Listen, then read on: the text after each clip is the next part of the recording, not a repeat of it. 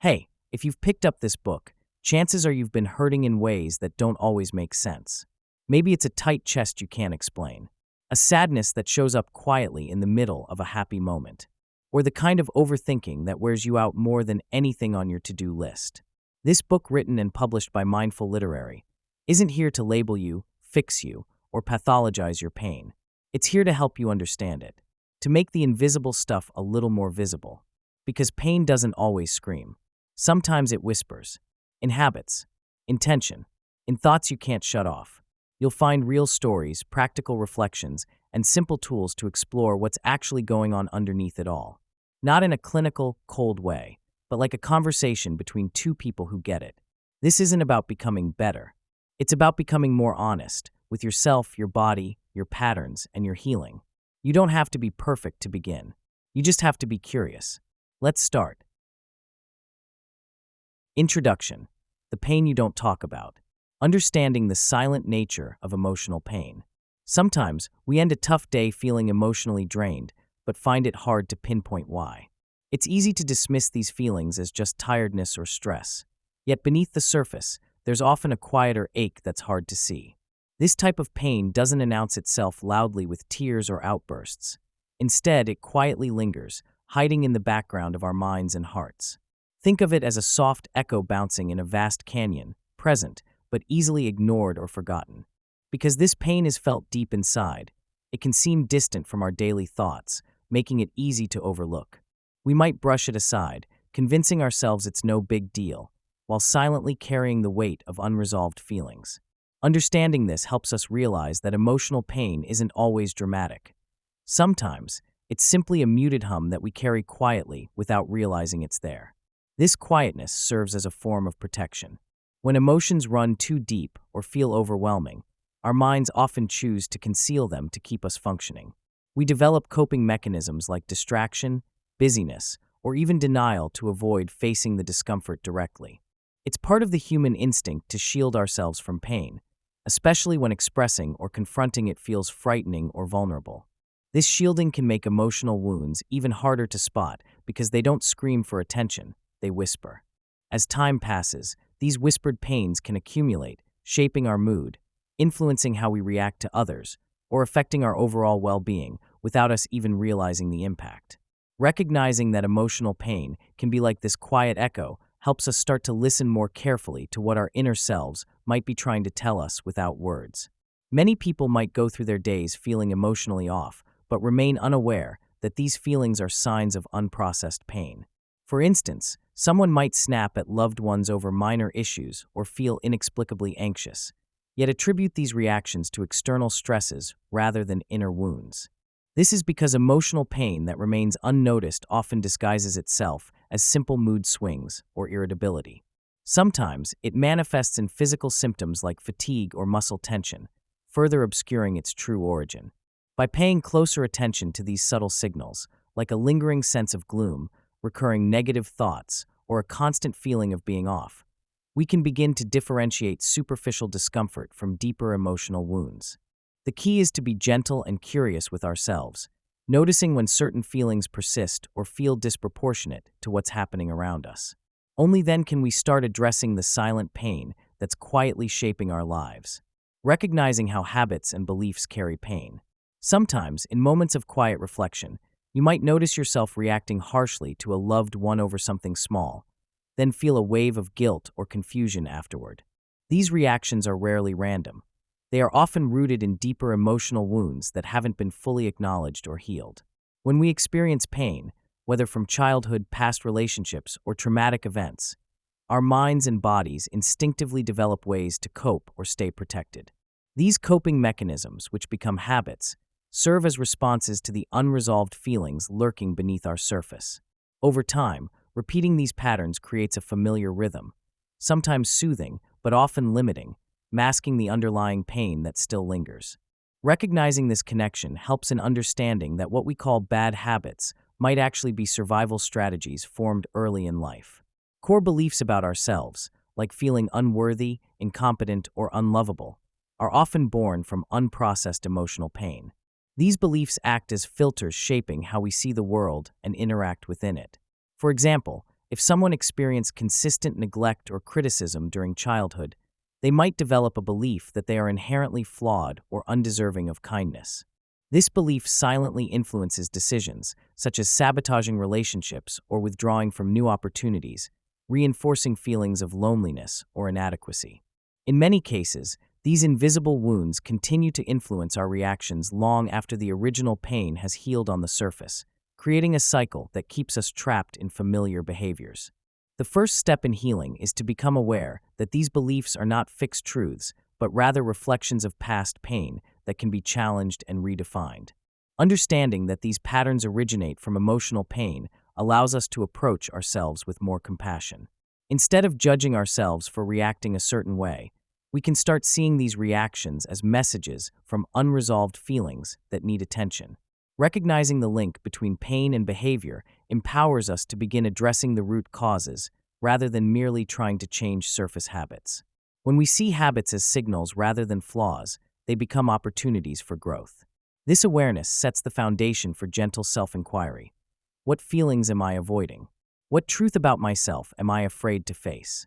What wounds are still open, guiding my choices behind the scenes? As habits form over time, they start to act like signals, indicators that something beneath the surface needs attention. For example, if you notice yourself snapping at someone during stressful moments, it might be a sign that you are experiencing unprocessed anger or frustration rooted in past betrayals or disappointments. These reactions are not simply random outbursts, but echoes of wounds that haven't healed. When we learn to see habits through this lens, they no longer feel like personal failures, but like maps pointing us toward unresolved pain.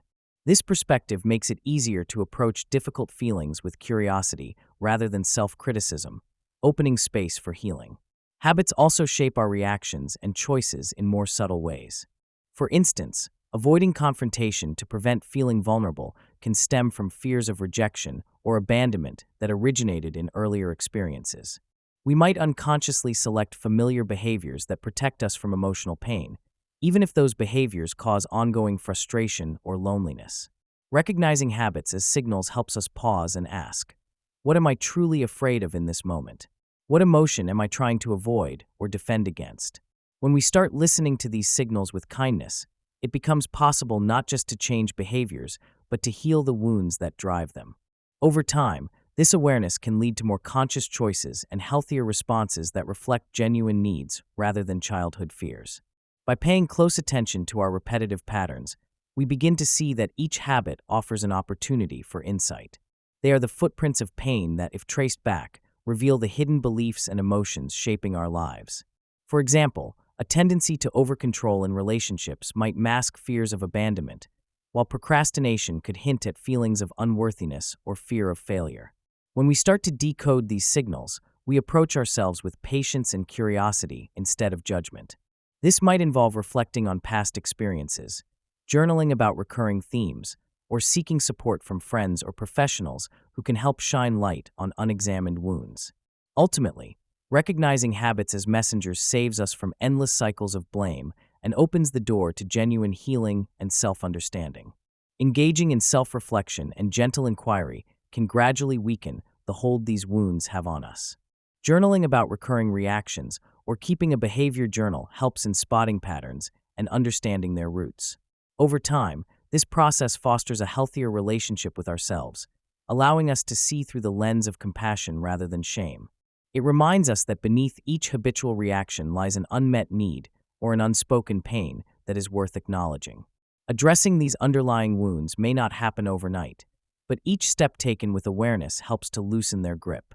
Replacing reactive habits with mindful responses creates space for new, healthier patterns rooted in acceptance, confidence, and genuine care for ourselves and others. The journey of self-awareness and healing.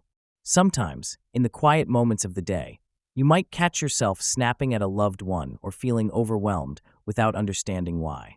These small reactions often reveal hidden parts of your emotional world that you haven't actively noticed before. Recognizing that healing starts with acknowledging what you feel, rather than judging or pushing it away, opens the door to genuine change. It's like standing in front of a mirror and slowly learning to see every detail, blemishes, scars, or gentle outlines that make up your inner landscape. This process doesn't demand perfection or immediate clarity. Instead, it encourages kindness toward yourself as you begin to notice your patterns and the ways you respond to life's challenges.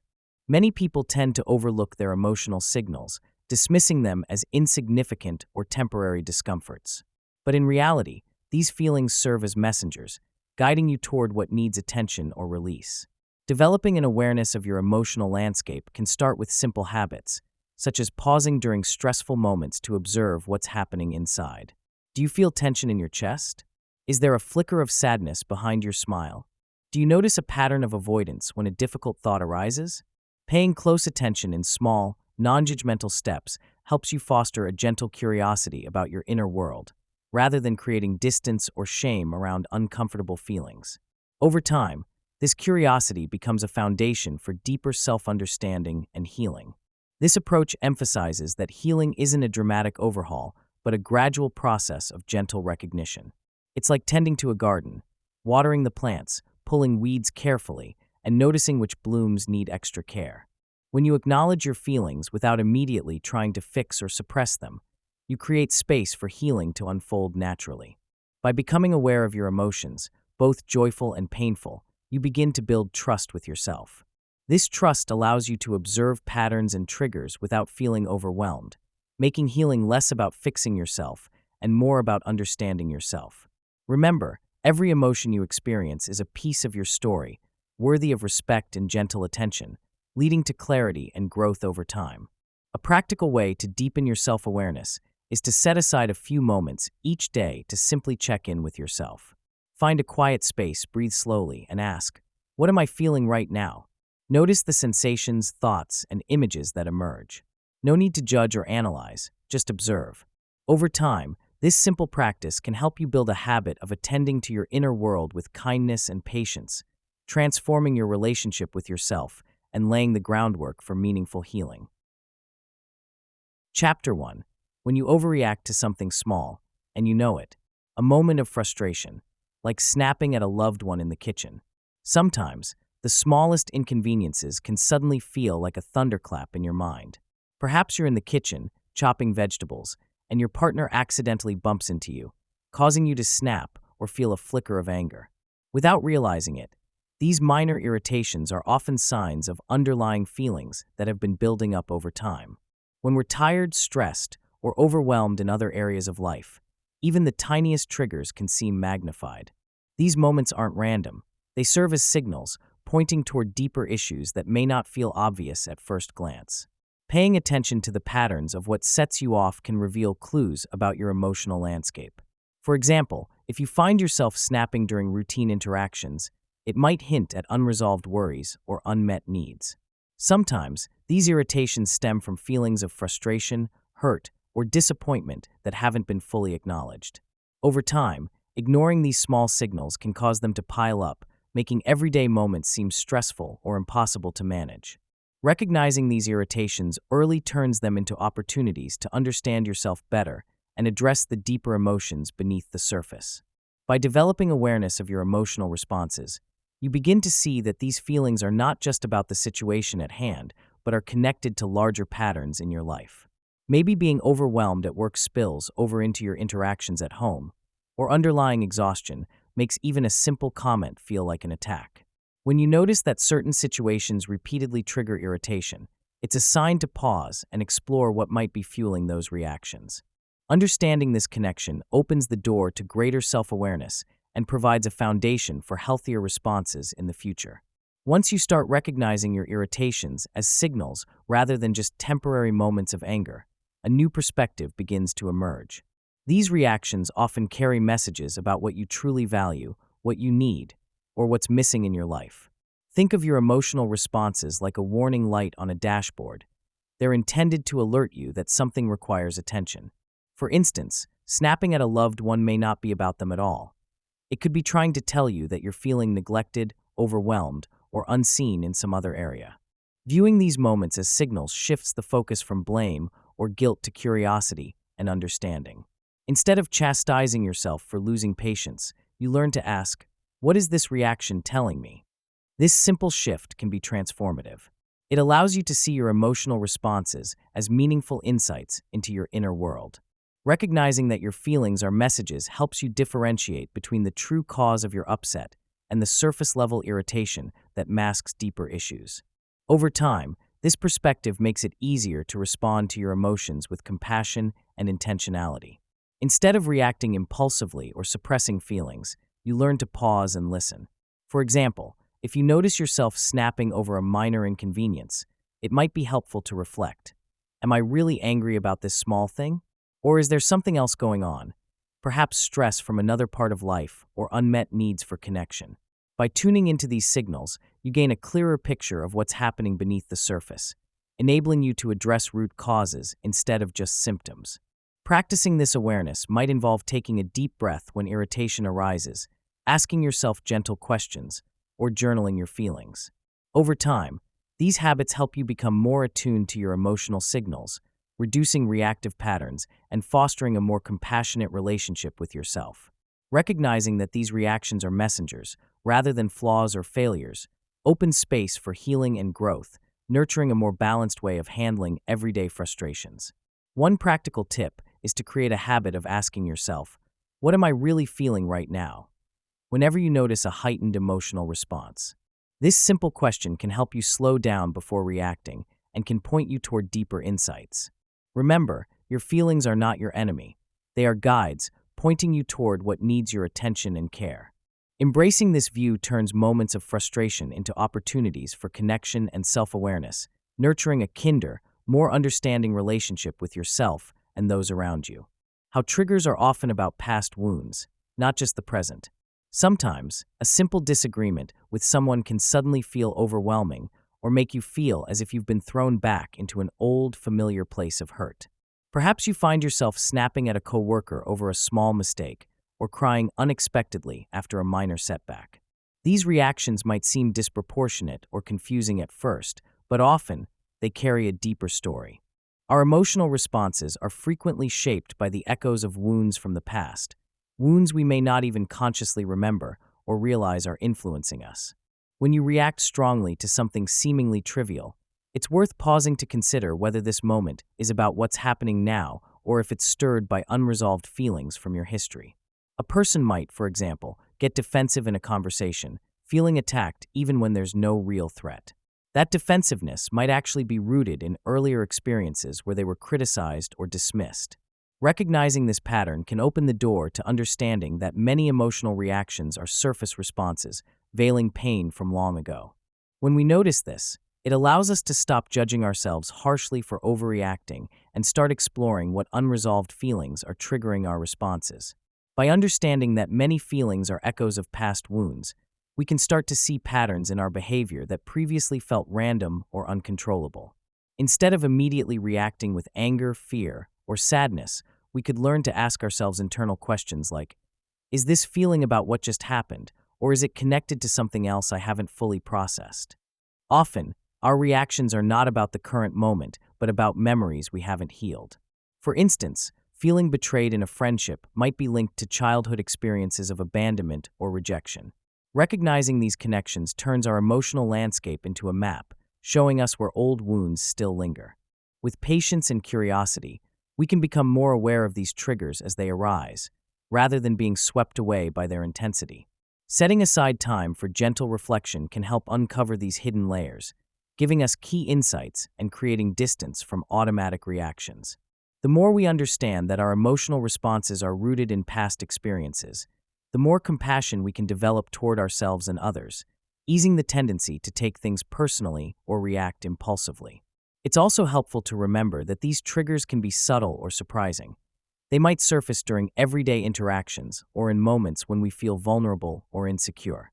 A common example is feeling defensive when a partner points out a minor flaw, which may tap into childhood memories of being criticized by caregivers.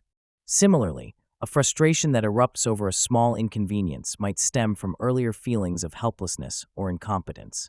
Developing awareness involves creating space between the stimulus and our reaction.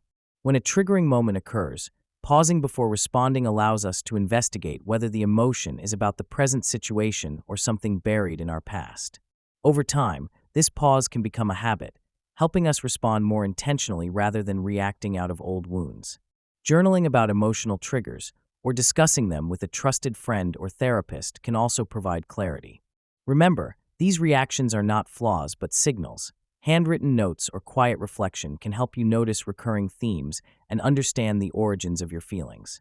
With patience, recognizing these triggers rooted in past pain can lead to greater emotional freedom and gentle self-compassion. A practical approach involves noticing patterns in your reactions and gently asking yourself questions such as, "Is this familiar? Have I felt this way before?" When a strong emotion arises, name it softly and consider whether it mirrors a childhood feeling like shame, or abandonment. Recognizing these unseen threads can transform the way you relate to your feelings, allowing you to see them as signals rather than threats. This shift fosters patience because it reminds us that what feels immediate is often connected to longer-standing, unresolved feelings. Practicing mindfulness and creating small moments of internal curiosity can gradually loosen these emotional knots. An example might be noticing a tendency to withdraw when feeling criticized. This may connect back to early experiences of rejection or invalidation. Instead of reacting automatically, you can validate your feelings gently and remind yourself that these reactions are protective responses from a long-ago chapter of your life. The key is trusting that beneath the surface reactions are often whispers of past pain that, once acknowledged, lose some of their power. Recognizing the origins of these triggers becomes a step toward healing and nurturing a kinder, more understanding relationship with yourself. Your nervous system's emotional memory and its quiet influence. Have you ever felt yourself reacting suddenly to a situation, getting upset, withdrawing, or feeling anxious, without fully understanding why? Sometimes it's like your body reacts on its own, as if it remembers something from long ago. These automatic responses are not random. They are echoes of emotional pain stored deep within your nervous system. When you experience trauma or distress, your body doesn't forget. Instead, it creates a kind of internal imprint, a memory that lingers beneath your awareness. This isn't about deliberate memory recall, but a subconscious recording of pain, fear, or vulnerability that gets triggered unexpectedly. It's akin to a chalkboard that gets scribbled over with feelings you might not even remember consciously. Your nervous system, especially the parts responsible for automatic reactions, holds on to these feelings as if they might protect you from future harm or alert you to dangers you're unaware of. These responses are often physical. They manifest as tightness in the chest, a quickening heartbeat, shakiness, or a sense of racing thoughts. They happen because your nervous system has learned to associate certain cues with danger, even if your conscious mind has moved beyond that experience. For example, an argument might trigger a sudden rush of anger or the urge to withdraw, even if rationally, you know there's no real threat.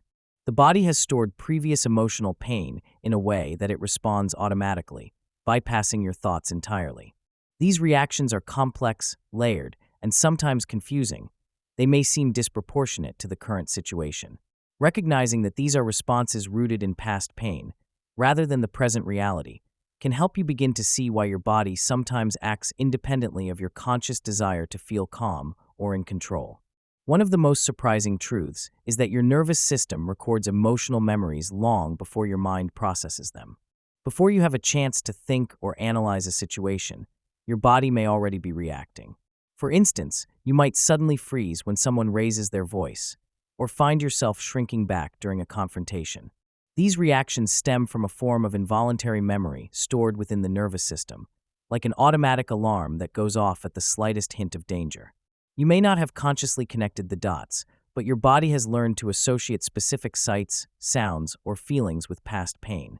These associations can be so ingrained that, even in a safe environment, your body acts as if it's in a threat zone. What's fascinating is that these reactions often occur faster than your conscious mind can respond.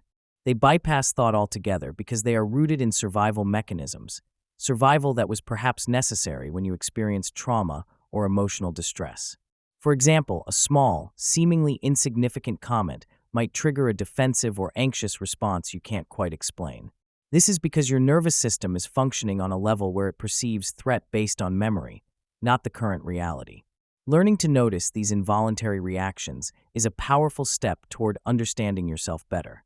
Recognizing that many of your reactions are shaped by stored emotional memories can help you approach these moments with curiosity rather than self-criticism.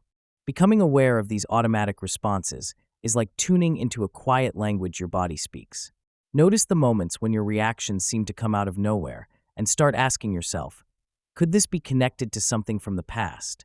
Often, simply acknowledging that your nervous system is responding based on old wounds, rather than present circumstances, can lessen the intensity. It allows space for compassion and patience, both for yourself and others who might trigger these responses. By paying close attention to your physical and emotional cues, you begin to see how deeply your nervous system holds onto emotional memory, silently shaping your reactions long before your conscious mind has a chance to intervene. Reflecting on what past experiences echo in your reactions. Many of us go through life reacting to situations without really understanding where those reactions originate. Sometimes, a little irritation over a small mistake might feel disproportionate, or an unexpected surge of sadness may suddenly flood over us during a conversation. These reactions often have roots buried in our past experiences, a lifetime of small wounds, disappointments, or unmet needs that we may have barely noticed. Think of these as faint echoes that linger in the background, influencing how we respond to the world without us realizing it. Instead of trying to dig up every detail of our history all at once, it can be helpful to gently explore these patterns, pausing to observe how certain situations trigger emotional responses that feel familiar. The key is to approach this process with kindness and curiosity, not with judgment or self-criticism. By paying attention to the subtle ways your past shows up today, you create an opportunity to understand yourself better and eventually, to heal old wounds that continue to shape your reactions. One way to begin this gentle exploration is to notice recurring themes in your emotional responses. For example, do you find yourself unexpectedly defensive whenever someone questions your choices? Or maybe you withdraw and retreat when things get uncomfortable, even if there's no clear reason why. These patterns can point to unresolved feelings from your past, moments when your needs were unmet or when you experienced hurt. Sometimes, symptoms of these wounds show up in fears of abandonment, feelings of inadequacy, or a tendency to anger or push others away. Recognizing these patterns often involves paying close attention to situations where your reactions seem outsized or disproportionate.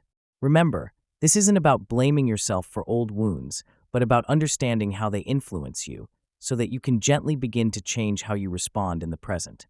Developing awareness of your emotional landscape acts like a bridge connecting your past wounds to your current responses. When you catch yourself reacting strongly, whether with frustration, sadness, or anxiety, it can be helpful to pause and ask yourself where that feeling is coming from. For some, this might mean noticing a sense of unease that echoes childhood fears of not being good enough or worries about being abandoned. For others, it might come as a sudden surge of anger that masks feelings of vulnerability.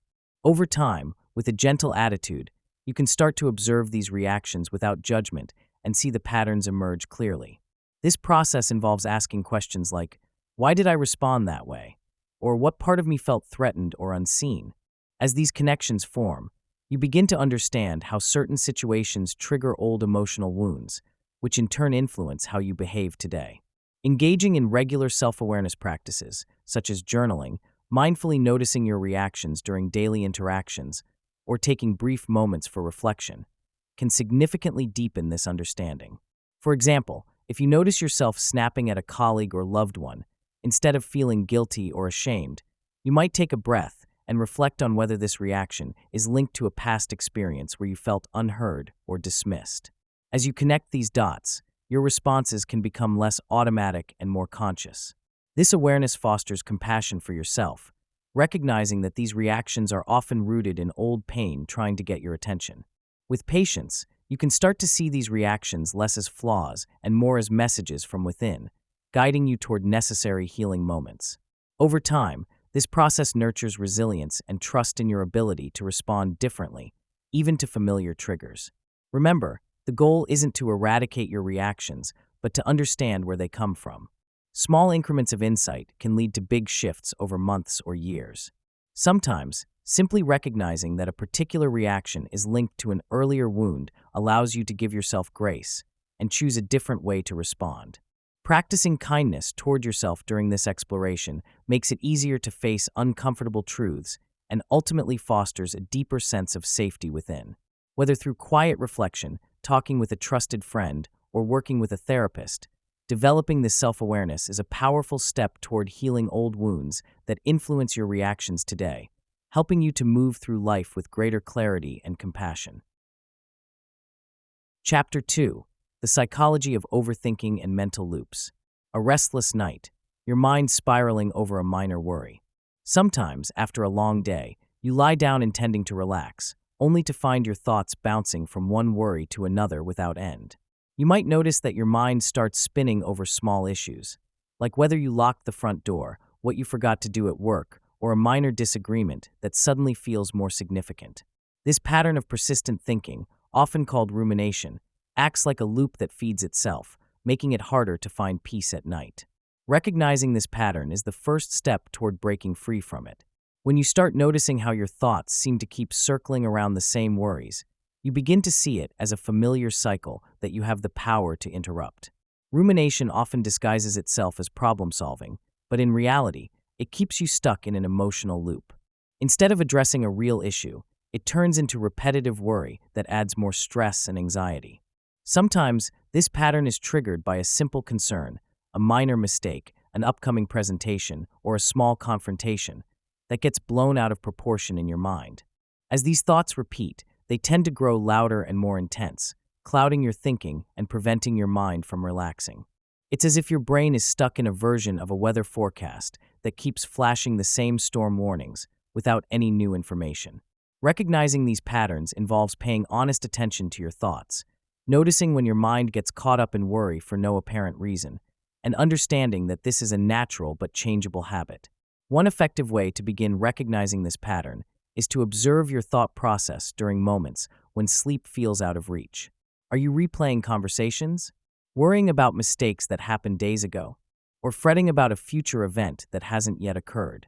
These are signs that your mind is entrapped in a loop that feeds anxiety rather than resolving it.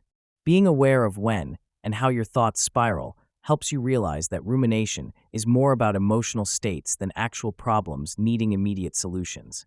With practice, you can start catching these looping thoughts early. This awareness creates space for you to gently challenge the cycle, softening the grip worry has on your mind and opening the door for calmer, more restful sleep. Many times, when you find yourself obsessing over small worries, it's actually a way your mind attempts to shield you from underlying emotions like fear or anxiety. Overthinking can serve as a distraction, a way to avoid feeling uncomfortable sensations or thoughts that seem too overwhelming to face directly. For example, you might dwell excessively on whether you made a mistake at work, but beneath that worry is a deeper fear of failure or rejection. Or perhaps you're fixated on minor health concerns, masking a fear of losing control or vulnerability. Recognizing this connection allows you to see that your repetitive thoughts are often protective defenses rather than pure concerns. The mind uses overthinking as a coping mechanism, even though it ends up amplifying stress and disrupting sleep. Understanding this dynamic can lead to greater compassion toward yourself. Instead of criticizing your mind for its chatter at night, recognize that these thoughts are attempts to manage difficult emotions. When you notice yourself obsessing about something minor, ask yourself if there's a deeper feeling hidden behind the worry. Are you afraid of failure, vulnerability, rejection, or losing control? These feelings are natural parts of being human, and acknowledging them allows you to address the root instead of just the surface worry. This realization can also make it easier to choose healthier ways of comforting yourself, like journaling, breathing exercises, or talking with a trusted friend, rather than getting stuck in relentless overthinking. When you start to see your mental patterns as expressions of deeper emotions, you give yourself permission to approach your feelings with kindness instead of frustration. Taking a step back and reflecting on what your mind is really trying to tell you can be a powerful tool. Next time you catch yourself spiraling over a minor concern, pause and ask, is there a deeper feeling here I'm avoiding? This question can help you differentiate between surface worries and genuine emotional needs. Over time, this awareness creates a habit of tuning into your inner life, which reduces the propensity to get lost in endless thoughts. It also encourages you to gently comfort yourself, recognizing that behind every worry lies a vulnerable emotion longing for acknowledgement. When you learn to connect with these feelings rather than suppress them through overthinking, You free yourself from the cycle and cultivate a more compassionate and restful approach to your nights. Remember, the critical part isn't to eliminate worry completely, but to understand when it's serving you and when it's hindering your peace. Recognize the pattern, be honest with yourself about the feelings beneath your thoughts, and practice gentle acceptance of what you're experiencing. This ongoing process helps create space for more peaceful nights and healthier emotional responses. A helpful tip to start this process is to keep a small journal where you note recurring worries and explore the underlying emotions. Over time, you'll notice patterns and learn to respond to them more kindly. Your mind, after all, is trying to protect you.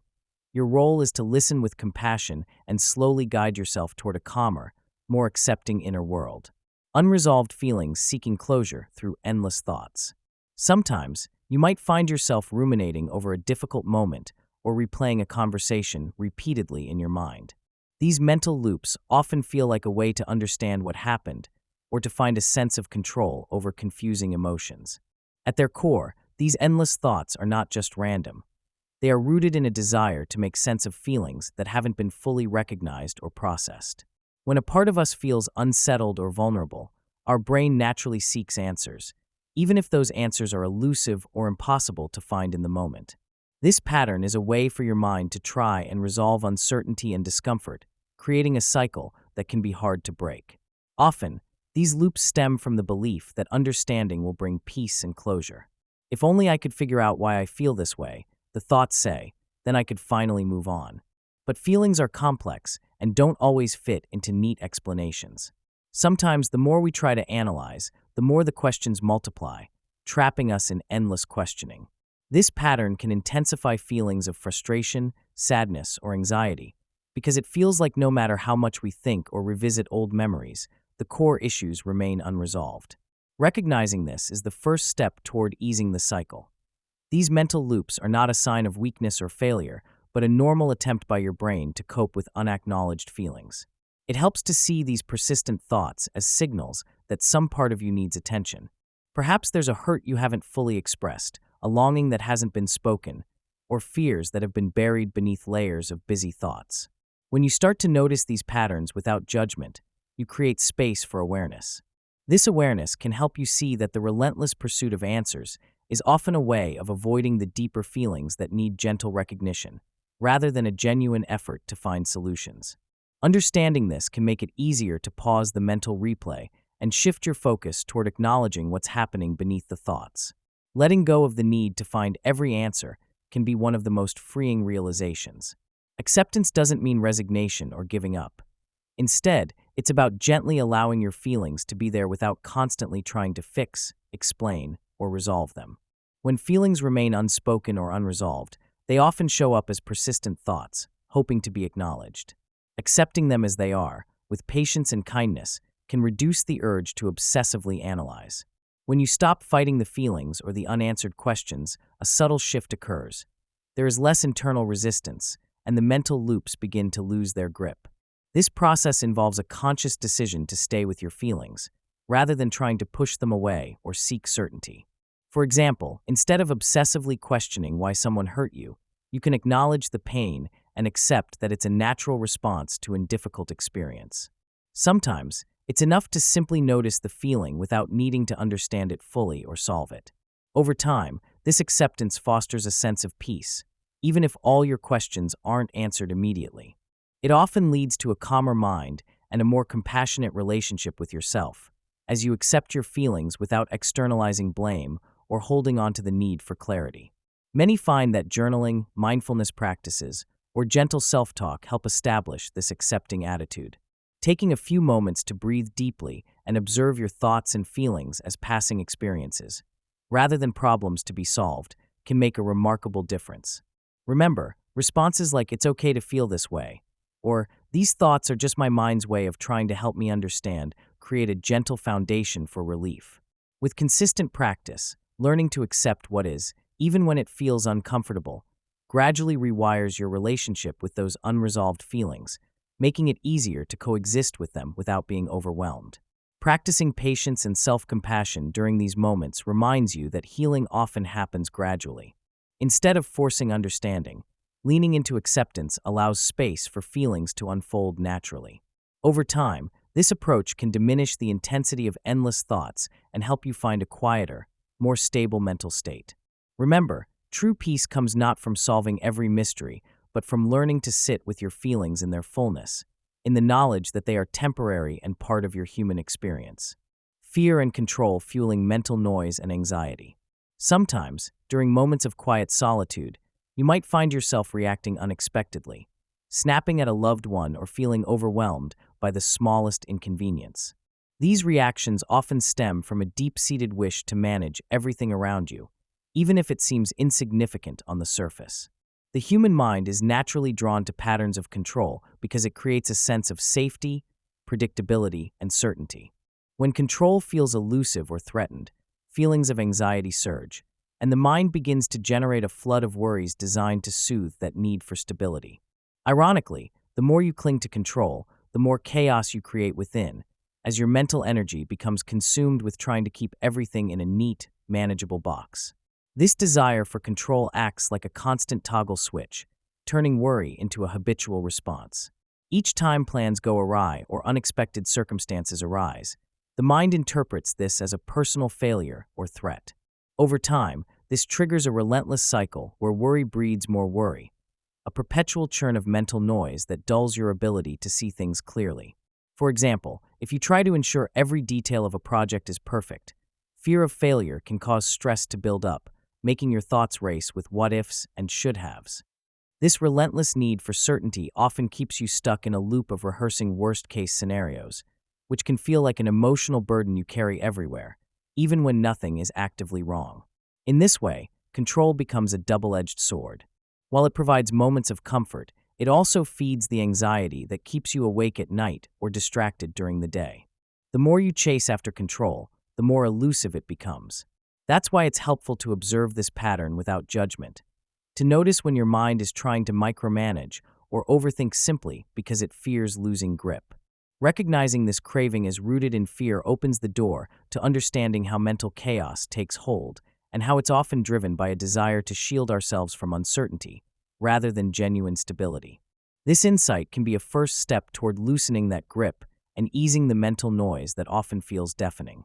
Pampering yourself with moments of gentle awareness can be surprisingly freeing. It's common to go through the day reacting automatically to thoughts or situations, often with little conscious reflection. Take, for instance, noticing a fleeting thought like, "I need to check my phone again," or "I must make sure I have everything ready," and simply observe it without judgment.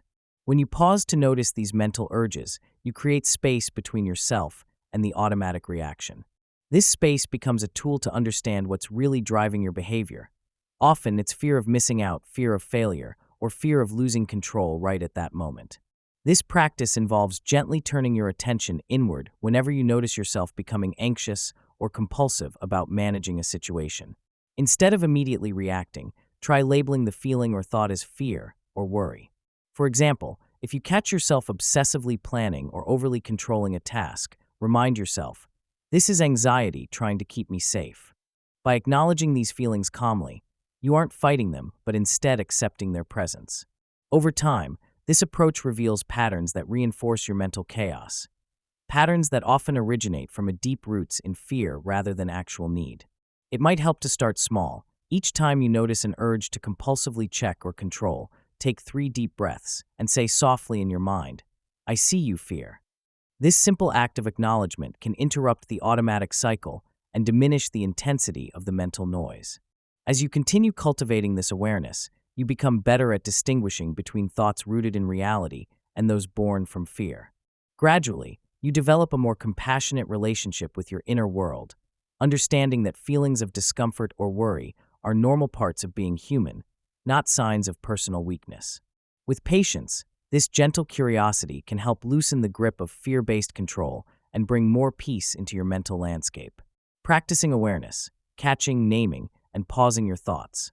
One quiet evening, you might find yourself snapping at a loved one over something minor, feeling suddenly overwhelmed by frustration. These moments often catch us off guard because our minds are racing with countless thoughts, many of which we attempt to suppress or ignore. Instead of reacting impulsively or condemning yourself for these reactions, Practicing a kind, gentle observation of your thoughts can bring a quiet, steadying presence into your life. Developing this habit involves learning to notice your thoughts as they come, without immediately labeling them as good or bad, right or wrong. Over time, this approach helps create a space between your awareness and your emotional reactions, fostering greater patience and understanding toward yourself.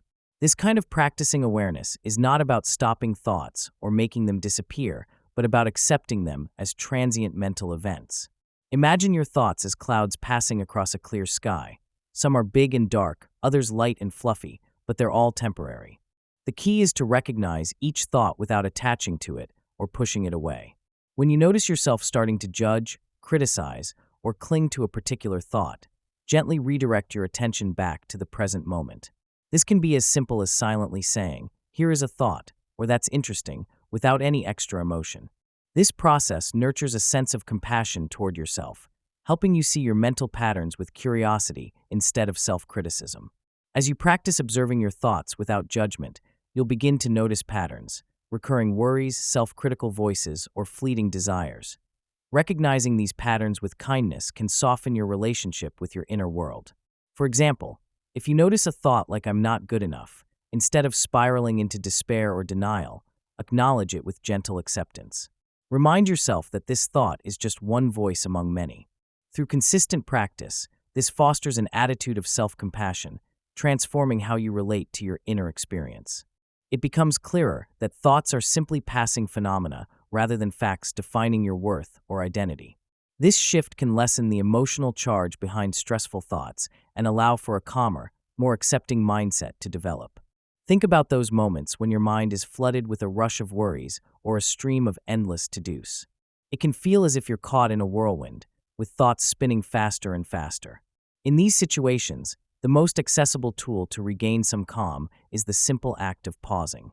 Pausing is not about stopping thoughts outright, but creating a tiny gap, a moment of silence, where you can observe what's happening without immediately reacting.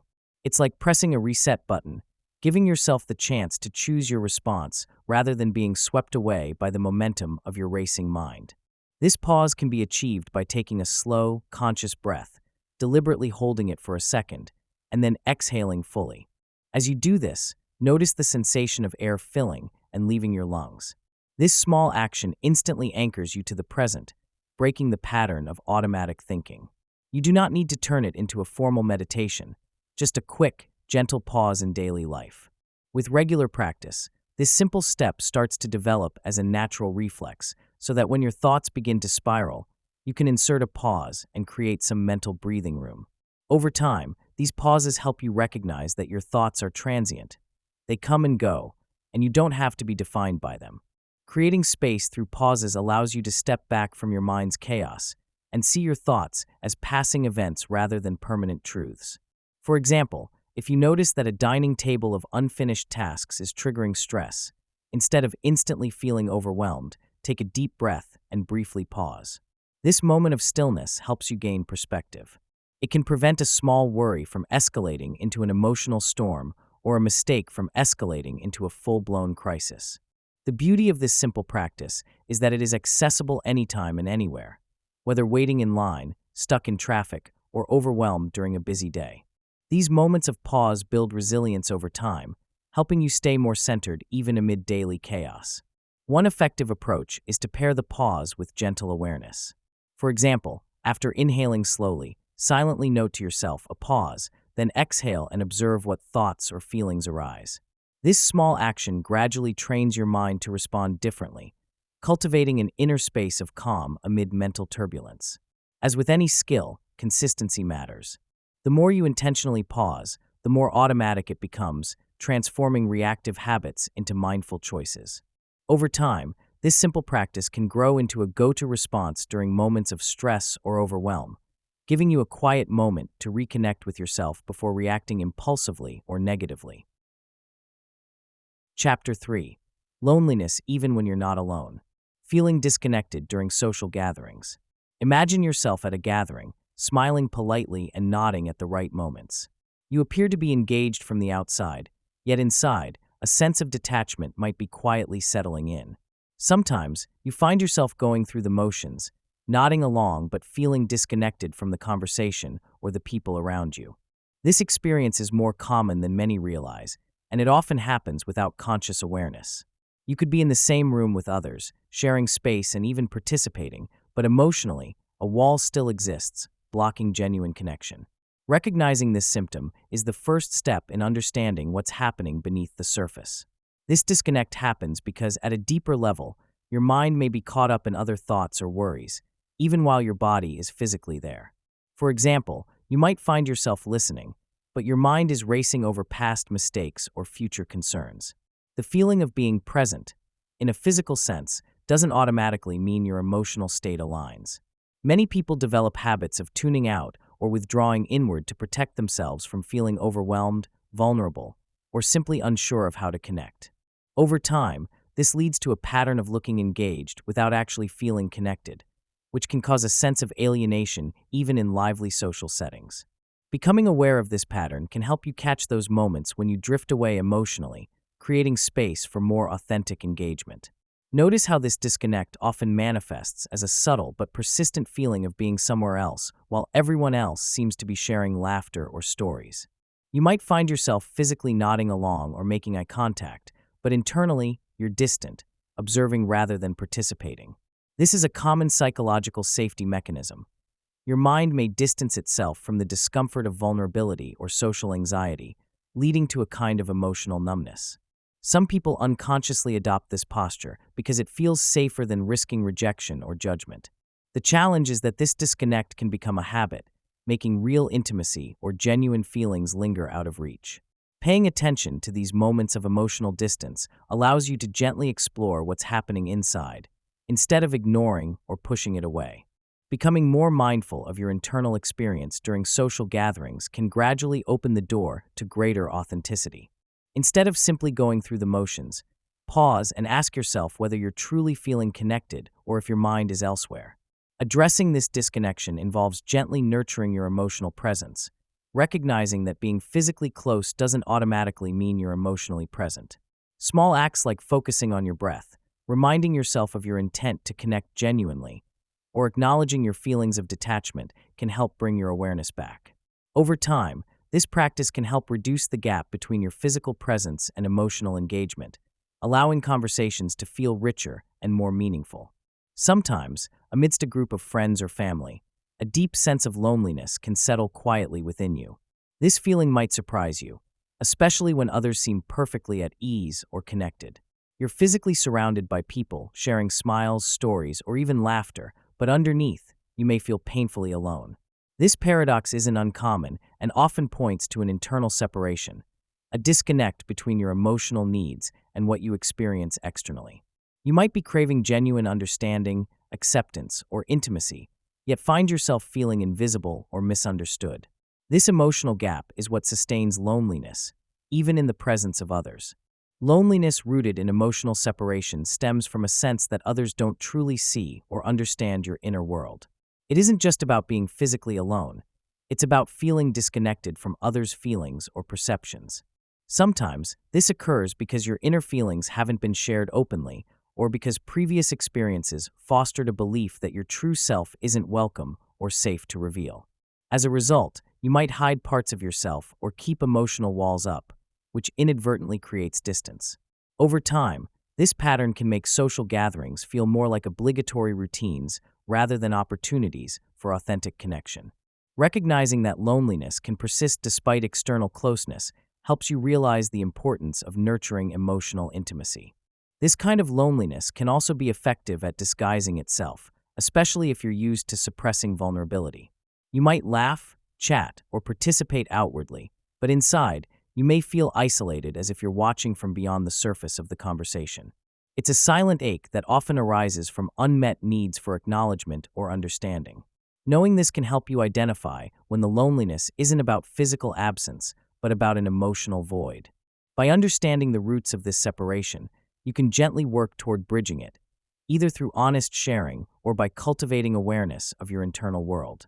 Recognizing this gap allows you to be more compassionate with yourself and to seek authentic ties at your own pace. Addressing this emotional distance might begin with small steps. Sharing your feelings with someone you trust, expressing your needs more openly, or simply allowing yourself to sit with your feelings without judgment. When you notice feelings of loneliness cropping up in social settings, remind yourself that what's missing is not necessarily the presence of others, but a sense of genuine emotional connection. Sometimes, just naming this internal silence or acknowledging your longing for connection can soften the barriers, opening space for more authentic interactions. Remember, everyone carries loneliness differently, and being patient with your inner landscape can help you find ways to nurture meaningful relationships over time. Self-protection leading to emotional walls. Sometimes, a simple moment like snapping at a loved one or feeling tears welling up unexpectedly can hint at deeper protective mechanisms operating within. These reactions often stem from experiences in the past where showing vulnerability led to pain, rejection, or disappointment. Over time, your mind and body learn to create barriers, fences that guard against feelings that felt too overwhelming or unsafe before. These defenses can be seen in many forms: emotional numbness, avoidance of certain conversations, or even a tendency to dismiss your own needs. They act like filters, helping you manage the possibility of emotional hurt, but also making it harder to truly connect on a deeper level. Think of these barriers as a safety layer formed from your history of hurts. If you experienced betrayal, abandonment, or rejection, your mind found ways to keep those feelings away by building walls. These walls are subconscious, built gradually without your notice, as a way to protect your heart from further pain. For example, someone might avoid close relationships altogether, fearing they will be hurt again, or they might keep their feelings tightly bottled up, so no one can see how vulnerable they really feel inside. These protective layers often provide immediate relief, but can eventually become a prison, preventing you from experiencing love, trust, and genuine connection. Part of recognizing how these barriers form is understanding that they are not simply defenses, but also a response to your history. They serve a purpose, to keep you safe from repeated harm, but they also carry a hidden cost. By avoiding vulnerability, you might also block out positive emotions, deep bonds, or opportunities for healing. Sometimes you can notice this in your daily life, feeling distant from friends, retreating in difficult conversations, or feeling a cold embarrassment when others express their emotions.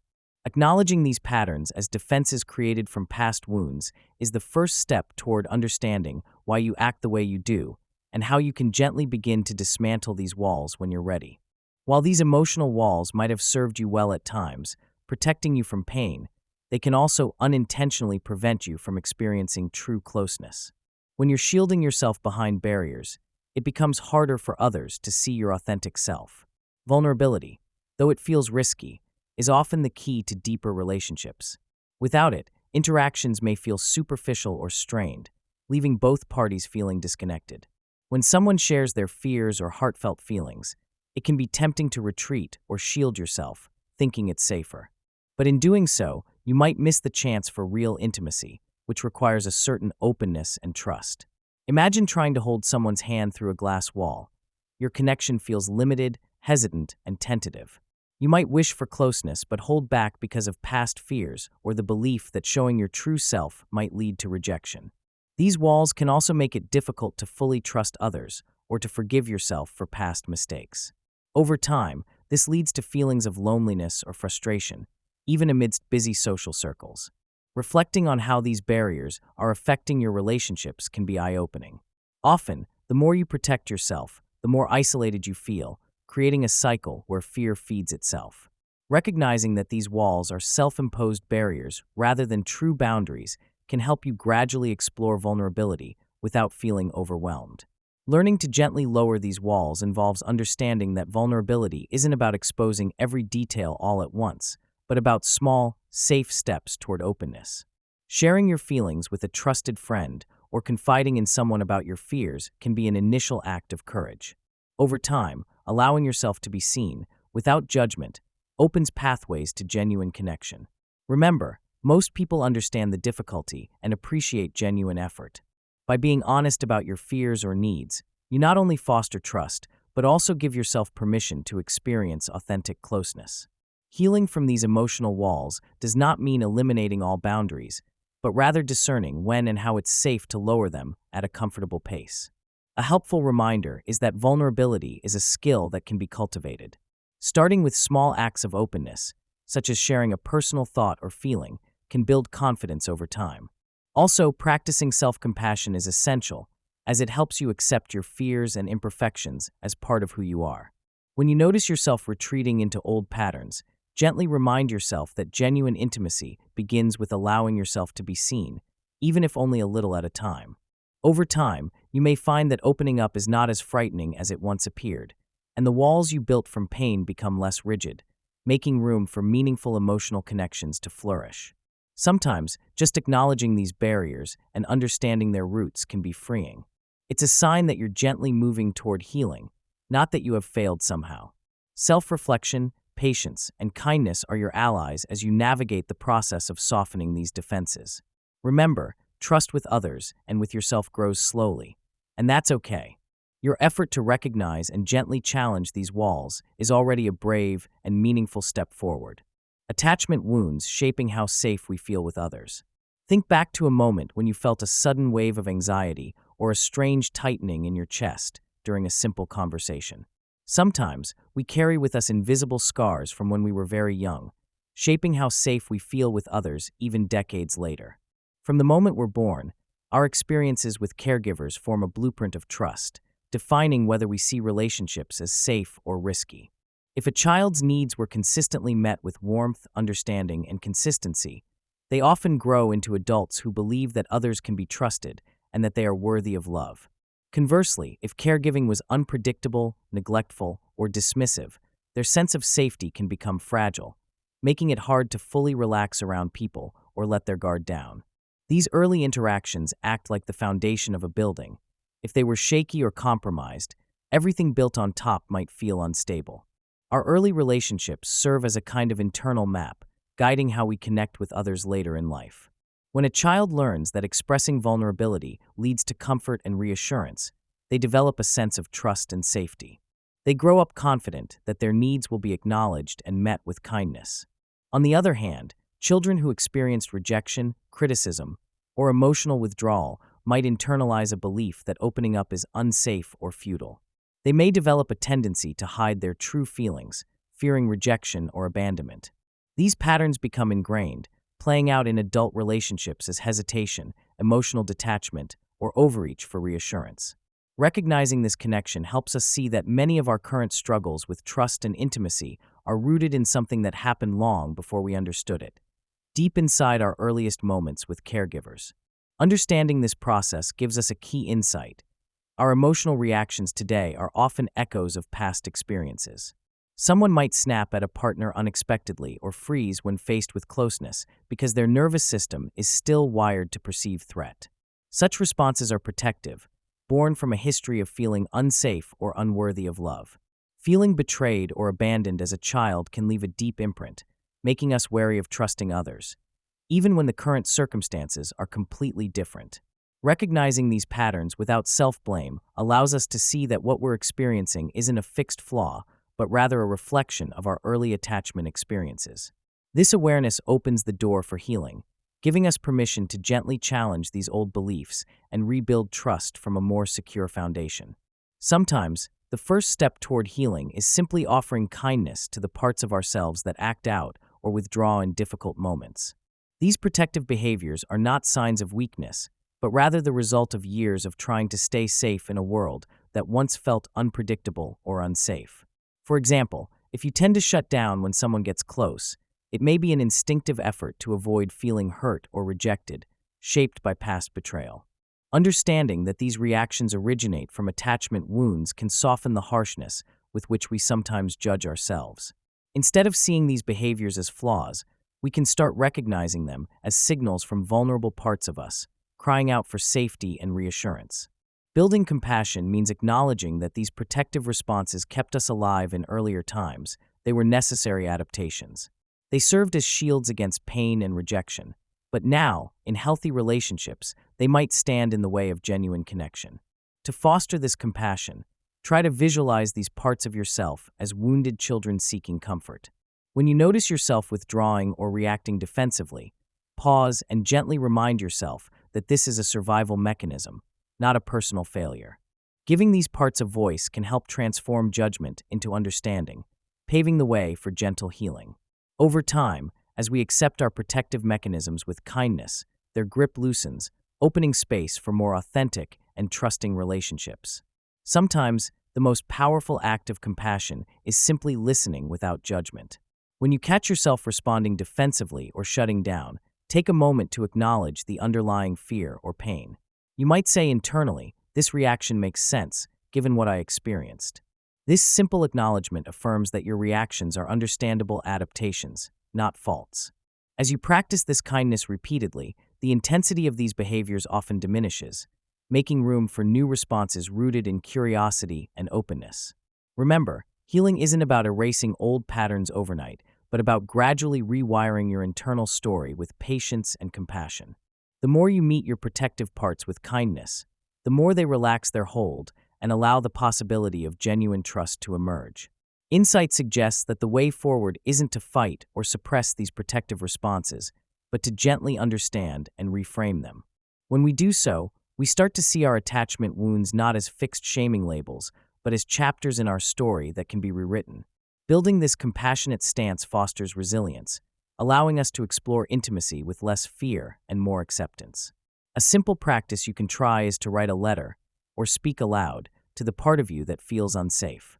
Offer words of reassurance like, "I see you're trying to keep me safe, and I'm beginning to understand why you react this way."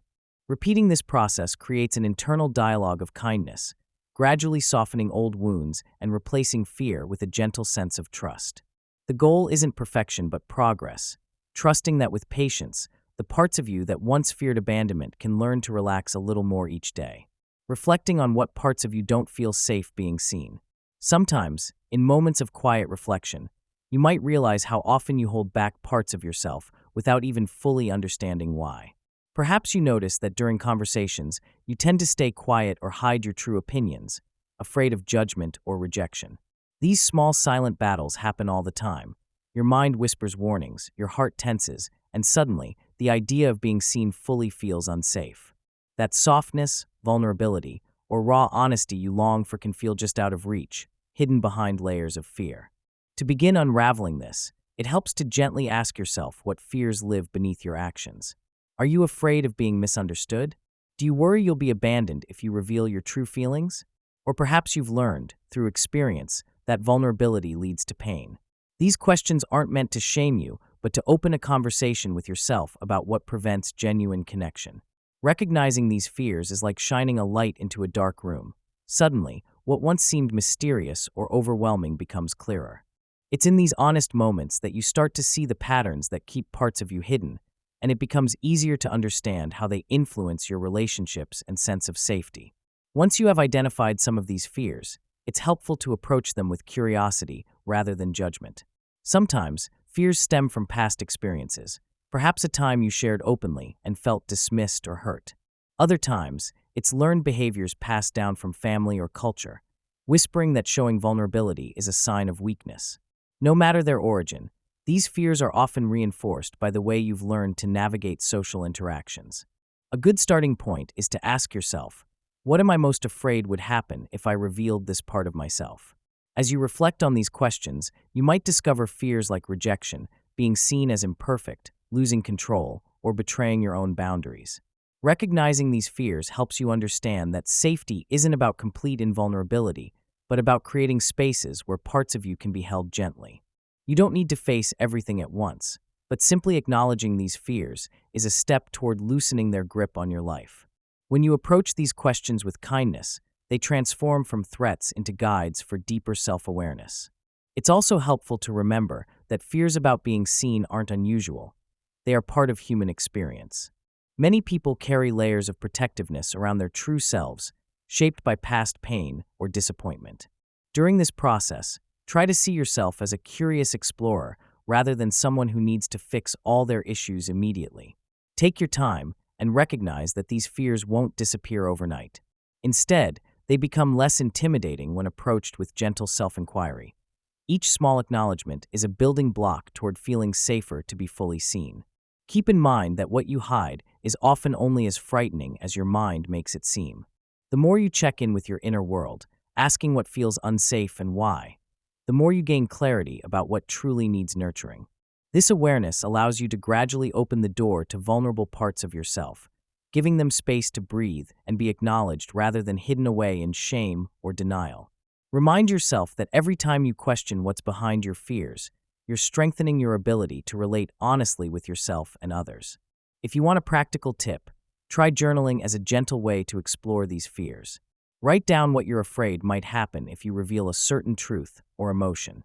Notice the themes that emerge. Are you worried about judgment, rejection, or loss? Then, ask yourself what the reality of those fears might look like if they came true. Often, you'll see that the worst-case scenarios are less daunting than your imagination suggests. Through this process, you develop a compassionate understanding of your own fear patterns, making it easier to approach vulnerable situations with kindness. Remember, honesty begins with the small conversations you have with yourself. Each questioning and calming act builds resilience for more authentic connections in your life. Chapter 4. The Pain of Performing All the Time. Putting on a brave face when you're exhausted inside. Most of us have had moments where we put on a brave face, especially when circumstances demand resilience. One quiet evening, maybe after a long day, you might find yourself snapping at a loved one or withdrawing silently from friends, even though inside you feel like collapsing. That outward toughness isn't just a conscious choice. It's often a shield crafted from exhaustion, fear, or vulnerability that we prefer to hide. Recognizing how much effort goes into maintaining this facade helps us see what's hidden beneath, the internal weight we're carrying without others knowing. It's easy to forget that the act of appearing okay can be physically and emotionally draining, requiring focus, discipline, and sometimes a pinch of denial. Understanding this takes away some of the shame, reminding us that appearing strong can be a survival strategy rather than a sign of invincibility. The truth is, everyone has moments when they feel overwhelmed, yet they find ways to hide it. These moments might come during difficult conversations, stressful workloads, or emotional upheavals, prompting us to put on a brave front. We often convince ourselves that showing vulnerability is a weakness, so we push through, smiling or acting as if everything's under control. Every effort to uphold this illusion consumes energy that could be used for genuine self-care if only we allowed ourselves to acknowledge that we're tired. Recognizing this effort involves paying attention to your body and mind, noticing signs like tension, fatigue, or impatience that indicate you're running on reserves rather than true strength. Being honest about how much effort it takes to appear resilient can open doors to self-compassion and the recognition that the exhaustion is a natural response to stress, not a personal failing. When we wear a brave face for extended periods, it can become a barrier that silences our genuine feelings. This mask often hides pain, sadness, or anxiety that, if acknowledged, could lead to healing. Sometimes we suppress these feelings because we fear burdening others, or we worry that showing vulnerability might be misunderstood or dismissed. But when emotional pain is concealed behind a veneer of strength, it tends to fester, growing heavier over time and increasing the risk of burnout or emotional breakdowns. Recognizing that this facade masks a deeper ache is crucial. It's a reminder that behind every front of composure, there may be unresolved feelings that need gentle attention and care. Acknowledging this connection helps us realize that emotional pain is a common part of the human experience, not something to be ashamed of, and opening up about it can be a powerful step toward recovery. This understanding prevents us from dismissing our own needs or dismissing the pain we hide. It encourages us to question whether our outward strength is serving us or merely postponing the moment we have to face what lies beneath. When we accept that emotional pain requires acknowledgement and compassion, we create space for genuine healing. This process involves listening to our inner voices, allowing ourselves to feel without judgment, and sometimes sharing our feelings with trustworthy friends or professionals. Recognizing the masks we wear and their purpose can be liberating, offering clarity about what truly needs our focus, our well-being, not just appearances. By seeing through the layers of facade, we begin to understand that embracing vulnerability is not a sign of weakness, but a step towards authentic strength. Ultimately, caring for ourselves means giving ourselves permission to acknowledge discomfort without guilt. If you find yourself exhausted, yet still trying to hold it together, try taking a moment to check in with what you genuinely feel. Simple breathing exercises, small journal reflections, or a short conversation with someone you trust can initiate the process of releasing the tension you've been carrying.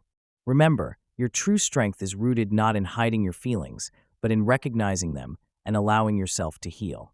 This awareness can serve as a gentle reminder that sometimes stepping back and attending to your emotional needs is the bravest act of all. Emotional masking, hiding your true feelings. Many of us develop the habit of hiding what we truly feel because expressing vulnerability can feel unsafe or uncomfortable. Maybe you've snapped at a loved one when you were just overwhelmed, or you've wiped away tears in private, fearing judgment or rejection. Over time, these small acts of suppression can solidify into routines, making it easier to bury feelings than to face them. This pattern can create a wall between you and your own authentic self, as the genuine emotions underneath stay hidden and unprocessed. The more you suppress, the more distant you might feel from your own thoughts and sensations, leading to an internal sense of disconnect. It becomes a cycle. Hiding feelings fosters loneliness, yet revealing them seems too risky or vulnerable, so the habit deepens. Understanding how this habit begins is a key step toward breaking free, because it often springs from an instinct to protect oneself from pain or rejection. But that protection can also turn into a barrier, blocking genuine connection with others and with your own inner world.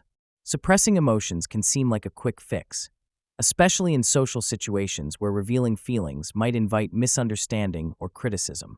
Yet, the longer this pattern persists, the more it isolates you from your true self. You might find yourself going through routines or conversations that don't truly reflect how you feel inside. Over time, this can lead to feelings of emptiness or numbness because you're living in a version of yourself that feels safer but less real. It can also cause physical symptoms like tension, headaches, or fatigue because emotional suppression takes a toll on body and mind alike. Recognizing that this habit exists is crucial, as it offers a chance to explore why you avoid vulnerability. Often, it's rooted in fear of being judged, hurt, or abandoned. But it's worth remembering that authentic emotional expression doesn't mean throwing everything out all at once. It's about gradually learning to trust yourself and find safe spaces where you can share honestly, which in turn nurtures a more genuine relationship with yourself and others. Opening up about your feelings can feel scary, almost like stepping into unknown territory. Still, many find that vulnerability acts as a bridge that connects us more deeply to others and ourselves. When you allow yourself to show your true feelings, the heavy weight of emotional masking begins to lift, replaced by a sense of relief and authenticity. Vulnerability isn't about oversharing or exposing everything at once. It's about small acts of honesty that foster understanding and empathy. Sharing what you genuinely feel can seem uncomfortable initially, but over time, it strengthens relationships by building trust. It can also lead to a deeper understanding of who you are, shedding light on fears or insecurities you might have kept hidden. In fact, being vulnerable can serve as a mirror, helping you recognize your own needs and desires more clearly. When you choose to be open, you create space to heal, grow, and connect on a genuine level, placing less importance on the fleeting comfort of hiding and more on the lasting comfort of acceptance and shared human experience. Vulnerability frequently feels like a risk, facing possible rejection or misunderstanding, but it is often the very act that unlocks freedom from emotional hiding. Sharing feelings with trusted friends or loved ones provides relief that does not come from suppressing, but from expressing. This doesn't mean you have to reveal everything at once, but gradually allowing yourself to be honest about your feelings can be incredibly freeing. For some, it starts with small moments of honesty, like admitting you're stressed or letting someone see that you're sad. Over time, these small acts build resilience and confidence, making it easier to share more deeply. Recognizing that vulnerability isn't a sign of weakness, but rather a sign of strength can reshape how you view emotional openness. It's an act of courage that fosters real intimacy and helps you understand yourself better. Remember, everyone struggles with vulnerability at some point, and choosing honesty is a step toward a more authentic and fulfilling life. To start shifting from emotional masking to vulnerability, consider practicing self-compassion. Give yourself permission to feel and express your emotions without judgment. You might also keep a journal where you write honestly about your feelings, creating a safe space to process thoughts that are often hidden. Connecting with one trusted person at a time can help build the confidence needed to be more open. Over time, these small efforts accumulate, making vulnerability feel less intimidating and more like a natural expression of your true self. Recognize that authentic connection begins from within. The more honest you are with yourself, the easier it becomes to show your true feelings to others. Sometimes, simply pausing before reacting in emotionally charged situations allows you to choose honesty over silence, fostering genuine relationships and personal peace. Why praise can feel empty when you're invisible to yourself. Imagine a moment when you receive a compliment or a praise from someone else. Sometimes you might feel a fleeting warmth or a small burst of happiness, but often, underneath that, there's a lingering sense that something's missing. It's as if the praise is a bright flower, but the soil beneath your feet remains empty. Many of us chase after validation because we're accustomed to looking outside ourselves for a sense of worth. Yet what we often find is that external approval can become a fleeting, shallow source of satisfaction. When we rely solely on others' opinions, our emotions tend to vacillate with their judgments, leaving us feeling transient and disconnected from our inner truth. This disconnect can lead to feeling just as hollow after the applause fades, especially if we haven't cultivated a deep understanding of our own feelings. External validation acts like a mirror that reflects back what others think we want to hear or see, but it doesn't necessarily tell us who we truly are. When you're not in touch with your inner feelings, praise can seem like a superficial patch on a larger emotional wound. For example, someone might tell you you're doing a great job at work, but inside, you could feel anxious, insecure, or indifferent. This mismatch creates a sensation of emptiness because you're receiving external affirmations that don't resonate with your inner experience. The more disconnected you become from your own feelings, the more external validation begins to feel like an empty substitute, something that may temporarily boost your confidence, but ultimately leaves you feeling hollow and unfulfilled. Recognizing this pattern is the first step toward understanding that true validation must come from within. When you're unaware of your emotional landscape, praise loses its power and can even backfire by reinforcing a habit of seeking approval instead of internal clarity. You might start to crave praise as a way to fill an internal void, but because this validation isn't rooted in genuine self-awareness, it becomes an unstable foundation. For instance, if your happiness depends on others' approval, then even the most sincere compliments can quickly turn into disappointment if they're not consistent. This cycle fuels a sense of being invisible to yourself. You're essentially acting for others rather than listening to your own emotional needs. To break free from this pattern, it's crucial to begin noticing how external praise impacts you and to start paying closer attention to your feelings. Doing so helps you see that validation from within has a depth that no outside praise can match, creating a more stable and authentic sense of self. Developing self-acceptance means learning to embrace all parts of yourself, your strengths, your flaws, your uncertainties, without harsh judgment or the need for external validation.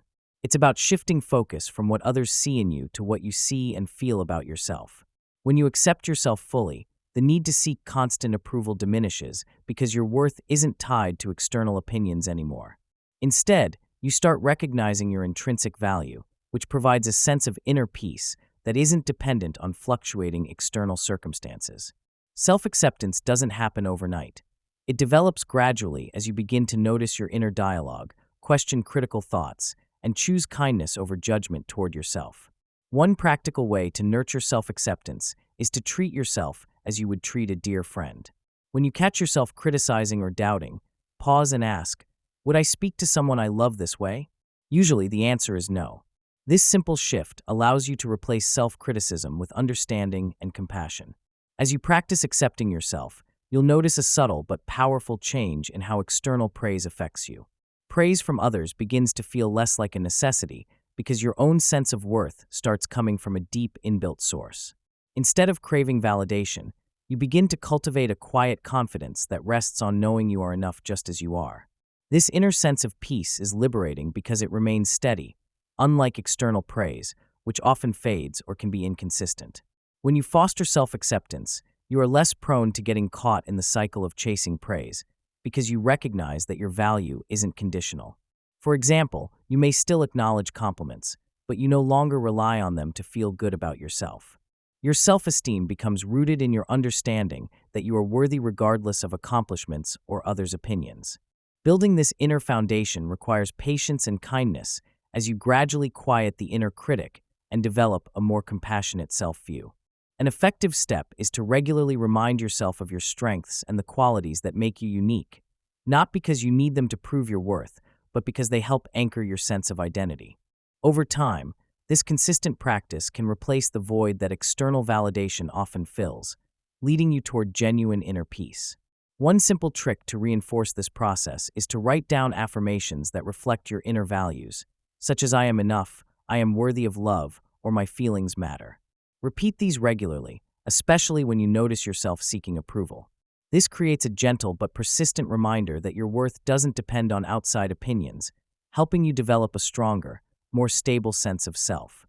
As inner acceptance deepens, external praise becomes an added bonus rather than a lifeline, and you can experience a calmer, more centered emotional state.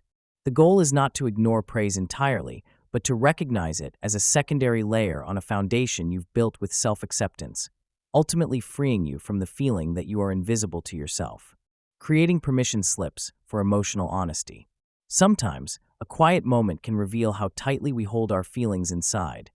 The sudden snap at a loved one, tears leaking in the privacy of a bathroom, or a frozen pause during a conversation that leaves us feeling disconnected. These moments are not signs of weakness or failure.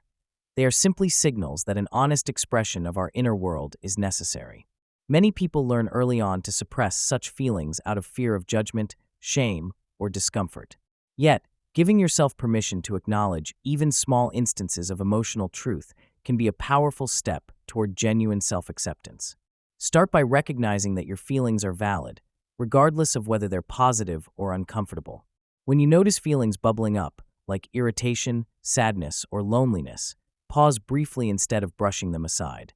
You might say to yourself, "This is how I feel right now," and that's okay. This simple acknowledgement can break the pattern of emotional suppression. Giving yourself this permission creates a safe space within, where vulnerability can exist without the added burden of guilt. Over time, these small acts of honesty can build your emotional resilience, making it easier to show your true self in more significant moments. Remember, it's not about turning every fleeting emotion into a public display, but rather about cultivating an inner environment where honesty is allowed to breathe. You don't need to spill everything at once or broadcast your feelings to everyone around you. Instead, consider tiny acts of authenticity, like voicing discomfort when something feels off or admitting to a friend that you're feeling overwhelmed. These small steps create a kind of permission slip, a gentle acknowledgement that your inner truth is worthy of recognition.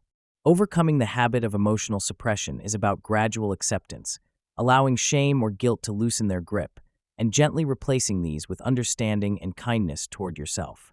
Expressing genuine emotions can feel vulnerable, and it's natural to face moments of self-criticism or doubt when you start opening up. You might notice an inner voice asking, "Are you being too much? Or will they judge you?" These thoughts are common, especially if you've spent years hiding parts of yourself. The key is to treat yourself with the same kindness you would offer a close friend. When you recognize that you're feeling scared or uncertain about sharing your truth, gently remind yourself that these feelings are part of being human. Self-compassion acts as a soft cushion that absorbs the shocks of vulnerability. Begin by acknowledging your feelings without judgment.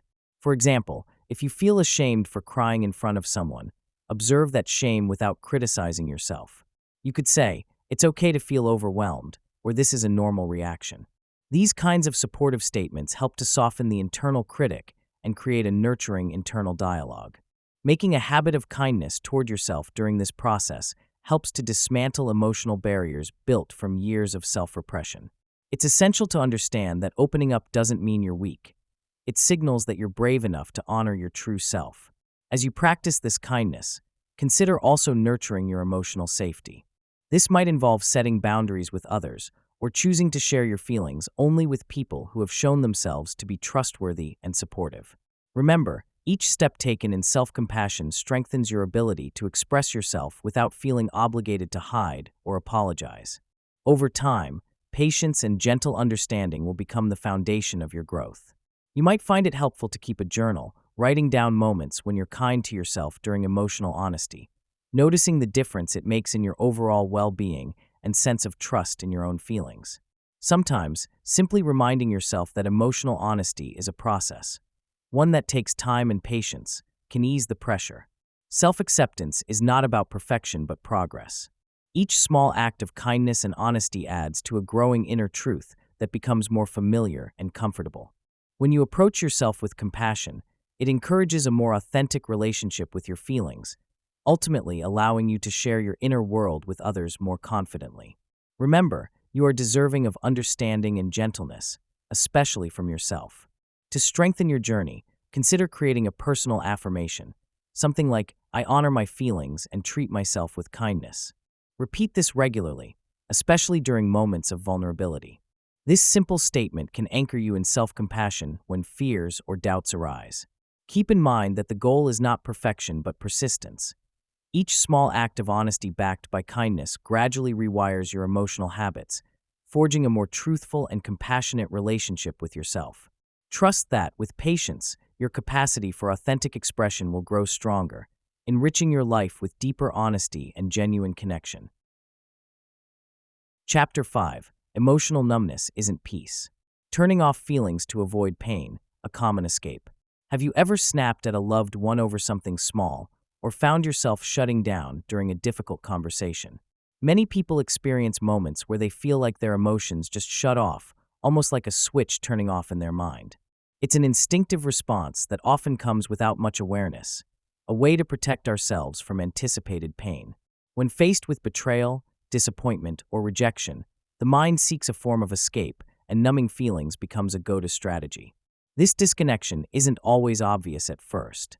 It can manifest as feeling emotionally flat, avoiding certain topics, or even withdrawing from social interactions. Sometimes, it's reflected in physical ways, like feeling exhausted after emotional overload or feeling nothing at all in response to major life events. Recognizing this tendency starts with understanding that it's a common protective response, one rooted in our natural desire to avoid suffering. It's easy to mistake this numbness for strength or emotional maturity, but it's simply a way the mind shields itself, often without our conscious awareness. Many of us have learned to associate feelings with vulnerability, especially in environments where expressing emotion was discouraged. Over time, this can lead to a habit of closing off feelings as a way to stay safe. But this habit can also become a barrier to genuine connection and healing. Instead of facing our pain, we push it aside, convincing ourselves that ignoring anger, sadness, or fear will make them disappear. What's often hidden behind this shield is the quiet pain of emotional suppression and the fear of being overwhelmed by our own feelings. By beginning to notice moments when you feel yourself emotionally withdrawing, you can start to identify patterns. Maybe you feel a distant numbness after a disagreement, or you avoid certain memories that bring discomfort. Awareness is the first step in understanding that this tendency to disconnect is not a flaw, but a coping mechanism. Recognizing it in real time creates space for a different choice. You can begin to see your feelings instead of running from them. This shift helps to break the cycle of avoidance and opens the door to a healthier way of relating to your emotions. Feeling numb can often be mistaken for weakness or a lack of resilience, but it is simply a protective response crafted by our mind. When pain feels too intense or overwhelming, the brain sometimes chooses to shut down emotional responses rather than let us suffer too deeply. It's an automatic safety mechanism that keeps us from feeling the full extent of grief, heartbreak, or fear at once. This self-protection isn't a sign of weakness. Quite the opposite, it shows the mind's effort to keep us safe from what feels like an insurmountable emotional storm. Think of numbness as a kind of emotional armor, built during times when vulnerability wasn't welcomed or was met with hurtful reactions. It enables us to keep functioning when the pain seems unbearable, but it also creates a barrier that prevents healing and growth. Many people assume that feeling nothing means they are unaffected, but in reality, it often indicates that feelings have been suppressed for too long. Recognizing numbness as a coping skill can help us appreciate the effort involved in surviving difficult times without judging ourselves harshly. This perspective encourages compassion toward ourselves. It's important to remember that emotional resilience isn't about feeling everything intensely at all times. Resilience often involves knowing when to pause, when to hold space for difficult feelings, and when to allow oneself to be vulnerable. Feeling numb is just another step in that process, an initial phase of self-protection that, with gentle awareness, can evolve into a more open engagement with our feelings. By understanding that numbness is not a sign of failure, we can begin to see it as part of our emotional journey, not the end of it. Developing this mindset also creates space to explore the roots of this numbness. What stories have you told yourself about feeling weak or fragile for experiencing pain? How did your environment or relationships shape your response to vulnerability? Answering these questions with kindness can start to dismantle the barriers you've built around your emotions. Moving away from viewing numbness as a flaw toward viewing it as a survival tool opens the door to reconnecting with feelings safely and gradually. One practical step you might consider is giving yourself permission to feel slowly. Instead of forcing yourself to immediately confront painful feelings, acknowledge their presence in a gentle way. For example, you could pause and say internally, "It's okay to feel upset, even if you don't fully experience that emotion right now." Over time, this attitude fosters trust in your ability to handle feelings without being overwhelmed.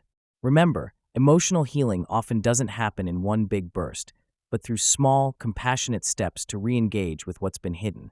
By recognizing that numbness is a protective response, you empower yourself to question whether this armor is still serving your growth or if it's now holding you back. Sometimes, it's necessary to rest behind that shield, but other times, it's worth taking small risks to gently lower it and see what's underneath. Comfort with this process grows when we remember that all feelings, even difficult ones, are part of our human experience and deserving of acknowledgement. Allowing yourself to feel, bit by bit, can lead to greater emotional clarity and resilience over time. The hidden pain behind busy schedules and burnout. There are many moments in life when staying busy seems like the best way to escape something uncomfortable inside us. Maybe you've caught yourself rushing from one task to the next, filling every moment with work, chores, or social commitments. Sometimes, after a stressful day, it might feel easier to keep your mind occupied rather than face feelings of sadness, frustration, or loneliness that linger beneath the surface. It's a common pattern. Our minds learn that keeping busy can serve as a shield against emotional discomfort. When we don't stop long enough to feel what's really going on, those difficult feelings can quietly pile up, hidden behind the busyness. People often turn to work, screens, or endless to-do lists as a way to distract themselves from painful emotions. It's like trying to keep a balloon underwater. No matter how much you push down, the feelings are still there, waiting beneath. This behavior is reinforced over time because the immediate relief from feeling vulnerable is tempting. The problem is glossing over these emotions doesn't make them go away. Instead, they get tucked deeper, sometimes growing stronger or more overwhelming when ignored. Recognizing this pattern starts with understanding that busyness can be an understandable form of self-protection, but it doesn't offer long-term relief. It only keeps the real issues unresolved. Many people also find that their need to stay constantly active stems from a fear of vulnerability. Sitting still or taking a break can feel unsafe when there's unprocessed pain or difficult feelings inside. It's easier to keep busy than to confront sadness, shame, or grief because those feelings threaten to surface and feel overwhelming. By staying in motion, we temporarily avoid the vulnerability that comes with facing our true emotions. This habit can develop into a cycle where the more we distract ourselves, the more distant we become from understanding and caring for our inner world. The first step toward change is seeing that this pattern exists, recognizing how keeping busy can serve as a barrier to genuine emotional awareness. When life slows down, even just a little, it's as if a door opens to a quiet, unexplored room inside us. That's where true feelings often hide, untouched and waiting to be acknowledged. Taking time to pause, breathe, or simply be can create the space needed to notice what's really happening within. It's not about avoiding responsibilities or becoming idle, but rather about allowing ourselves to experience our emotions without judgment. Slowing down helps to quiet the noisy mind that's busy filtering or suppressing feelings. In this calm space, emotions can surface naturally: anger, sadness, fear, or loneliness, allowing us to begin understanding what they really mean and what they need from us. Healing doesn't happen through exhaustion or distraction. It begins when we accept our feelings as valid parts of our experience. For many, this means setting aside intentional moments for reflection or gentle self-awareness. Simple practices like deep breathing, mindful walking, or journaling can help facilitate this process. As we create room for emotional awareness, we also begin to see the connections between our habits and how we handle stress. Slow, deliberate acts of self-care can gradually dismantle the fortress of busyness we've built around ourselves. Over time, we learn that being present with difficult feelings does not mean being overwhelmed by them, but rather understanding what they're trying to tell us and how to respond kindly. Choosing to slow down is less about stopping entirely and more about creating a rhythm that allows genuine self-understanding to emerge. It's like turning down the volume on a chaotic broadcast so you can hear what's really being said. When we are receptive and patient with ourselves, emotions transform from intimidating intruders into guides that can inform our growth. This process might feel uncomfortable at first, but with consistent practice, it becomes easier to sit with your feelings without needing to escape or suppress. The more familiar you are with your inner landscape, the more confident you will become in handling whatever emotional currents come your way. Remember, healing is a journey that begins with embracing your own pace and giving yourself permission to be still. One helpful tip is to incorporate small moments of stillness into your daily routine. Even 5 minutes of quiet reflection, before going to bed or after waking up, can make a difference. Use this time to notice your breath, scan your body for tension, or simply observe your thoughts without trying to change them. Over time, this habit nurtures a deeper connection with your feelings, allowing you to build resilience in the face of emotional challenges. In the end, creating space to feel allows us to heal what busyness often masks, offering a gentle path toward authentic self-awareness and emotional well-being. Numbness as a form of self-protection, not weakness. Sometimes, you might find yourself feeling detached, unable to access your feelings, even during moments when you expect to experience something meaningful. Perhaps you've snapped at a loved one over a small issue, or stared blankly at a situation that would typically provoke emotion. These moments are familiar and often leave you feeling guilty or confused about why you're so numb. The truth is, this emotional disengagement isn't simply a sign of weakness or indifference.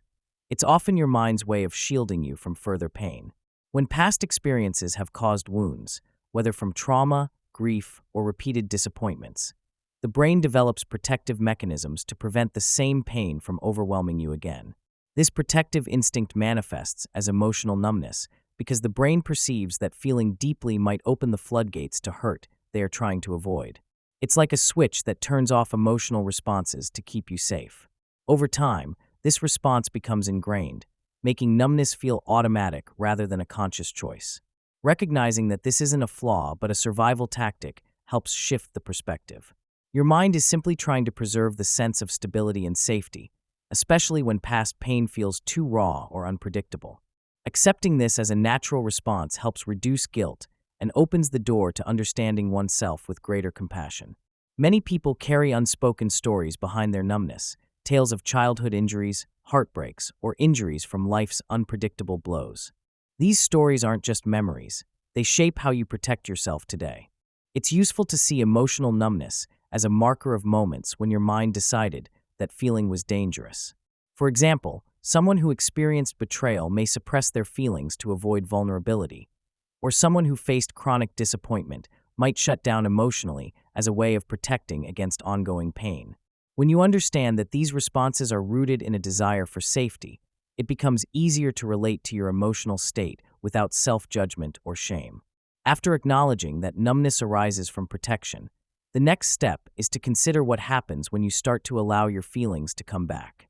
It might seem daunting or even frightening to let yourself feel again after so much emotional shielding, but it's often where true strength begins. When you courageously open that door, you create space for healing. Feelings that have been blocked or suppressed aren't necessarily harmful. They are signals from your inner self that something needs attention. By giving yourself permission to experience these emotions, you gradually tap into a source of resilience that isn't based on avoiding pain, but on facing it with acceptance. Allowing feelings to surface is a process of gentle curiosity rather than force or rushing. Instead of demanding an immediate flood of emotions, start with small moments of awareness. For instance, when you notice yourself feeling a little more emotional or sensitive, pause and notice what's going on inside.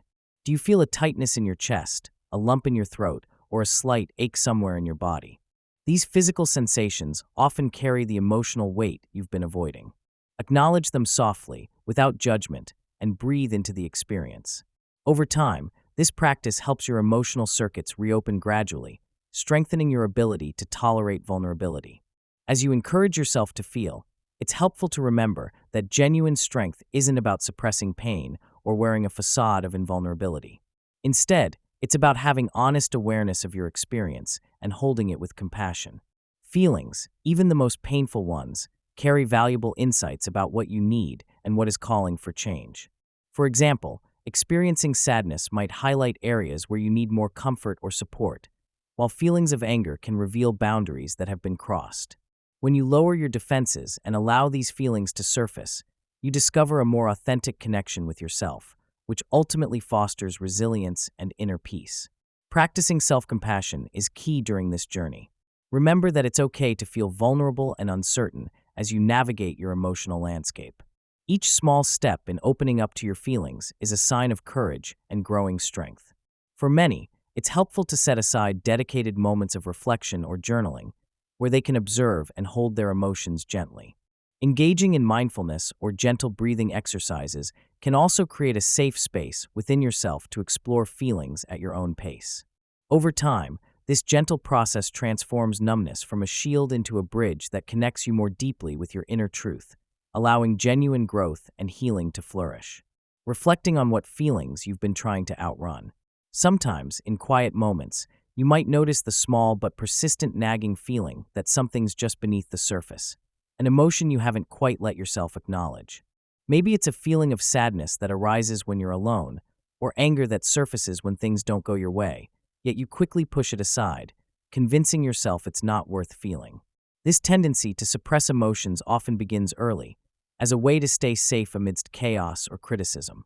When you hide these feelings, you're creating a barrier between you and your true experience, often with the intention of avoiding pain or vulnerability. Reflecting honestly on what you've been avoiding isn't about dredging up painful memories for the sake of pain. It's about recognizing that these emotions exist within you, even if you've tried to ignore them. A helpful starting point is to create a quiet space, whether through journaling or just sitting alone, and gently ask yourself questions like, what feelings did I push aside today? Or when was the last time I felt upset or scared, and I didn't allow myself to fully experience it? The goal isn't to judge these feelings, but to acknowledge their presence.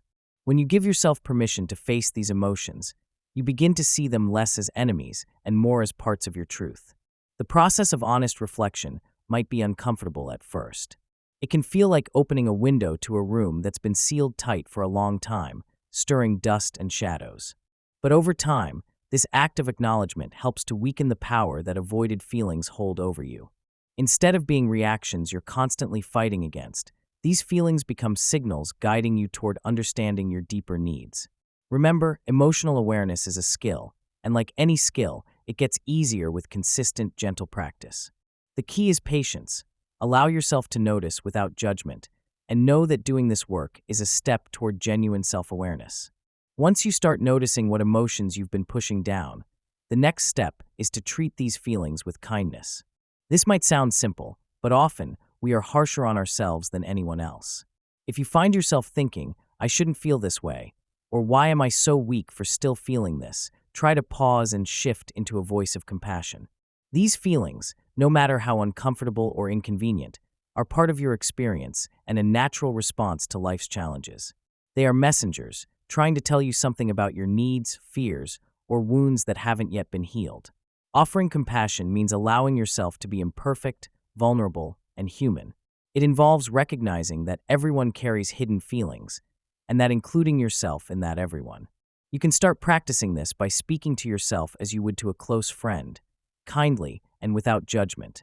For example, if you notice sadness rising, instead of criticizing yourself for being weak or overly emotional, you might say it's okay to feel sad. Your feelings are valid, and they deserve space.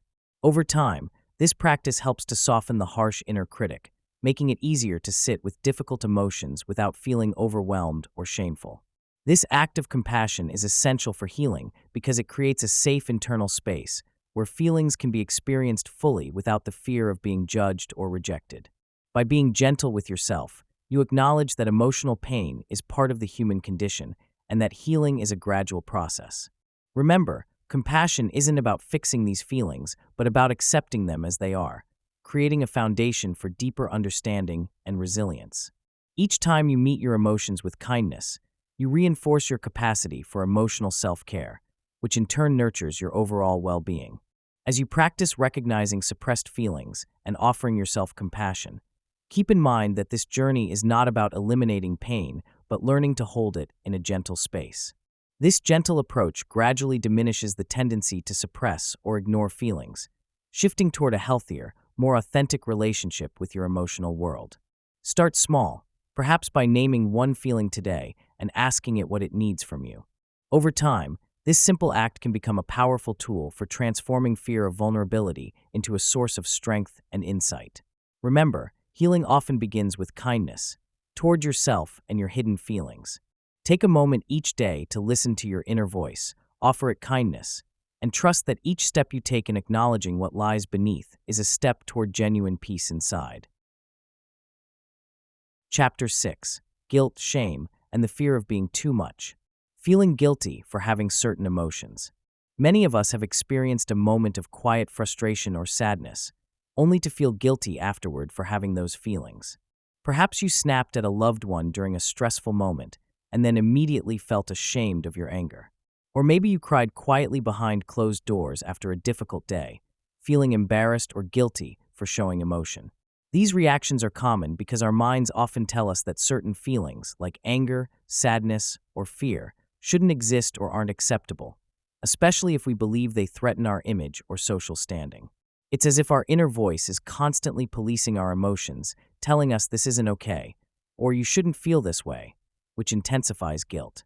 This pattern begins when we confuse our feelings with actions or judgments, assuming that feeling a certain way makes us bad or unworthy. When we interpret our emotions as wrong or inappropriate, guilt arises as a response, trying to suppress or deny what we're experiencing. Recognizing this pattern is the first step toward changing how we relate to our feelings, understanding that feelings are natural reactions, not moral judgments on who we are. When we believe our feelings are wrong, we impose a moral value on them that can create a sense of shame and self-criticism. For example, feeling jealous or envious might lead to feelings of guilt because we think, I shouldn't feel this way. But in truth, emotions are just signals, not labels of good or bad. They are responses to circumstances, past experiences, and our inner needs. It's similar to noticing weather patterns. Feelings change and fluctuate without judging the weather as bad or wrong. The mistake lies in believing that certain emotions are unacceptable or indicate a flaw in who we are. This misconception can lead to suppressing these feelings, which often causes them to grow stronger or surface later in unpredictable ways. By beginning to see feelings as natural and temporary, we put ourselves in a better position to accept rather than judge what arises within us. Doing so can reduce the persistent guilt that often accompanies emotional experiences. Understanding that guilt often stems from a mistaken belief that feelings are inherently wrong opens the door to more compassion toward ourselves. It's important to distinguish between feeling an emotion and acting on it. Feeling angry, for example, does not mean you're a bad person. It means you're human. Acting on anger in harmful ways is a different matter, but simply experiencing the feeling isn't something to punish yourself over. When guilt kicks in, it's often because we've conflated feeling with fault. Recognizing this connection can help us pause and reflect more objectively. Instead of allowing guilt to amplify, we can choose to see feelings as messengers providing information about our needs, boundaries, or unmet desires.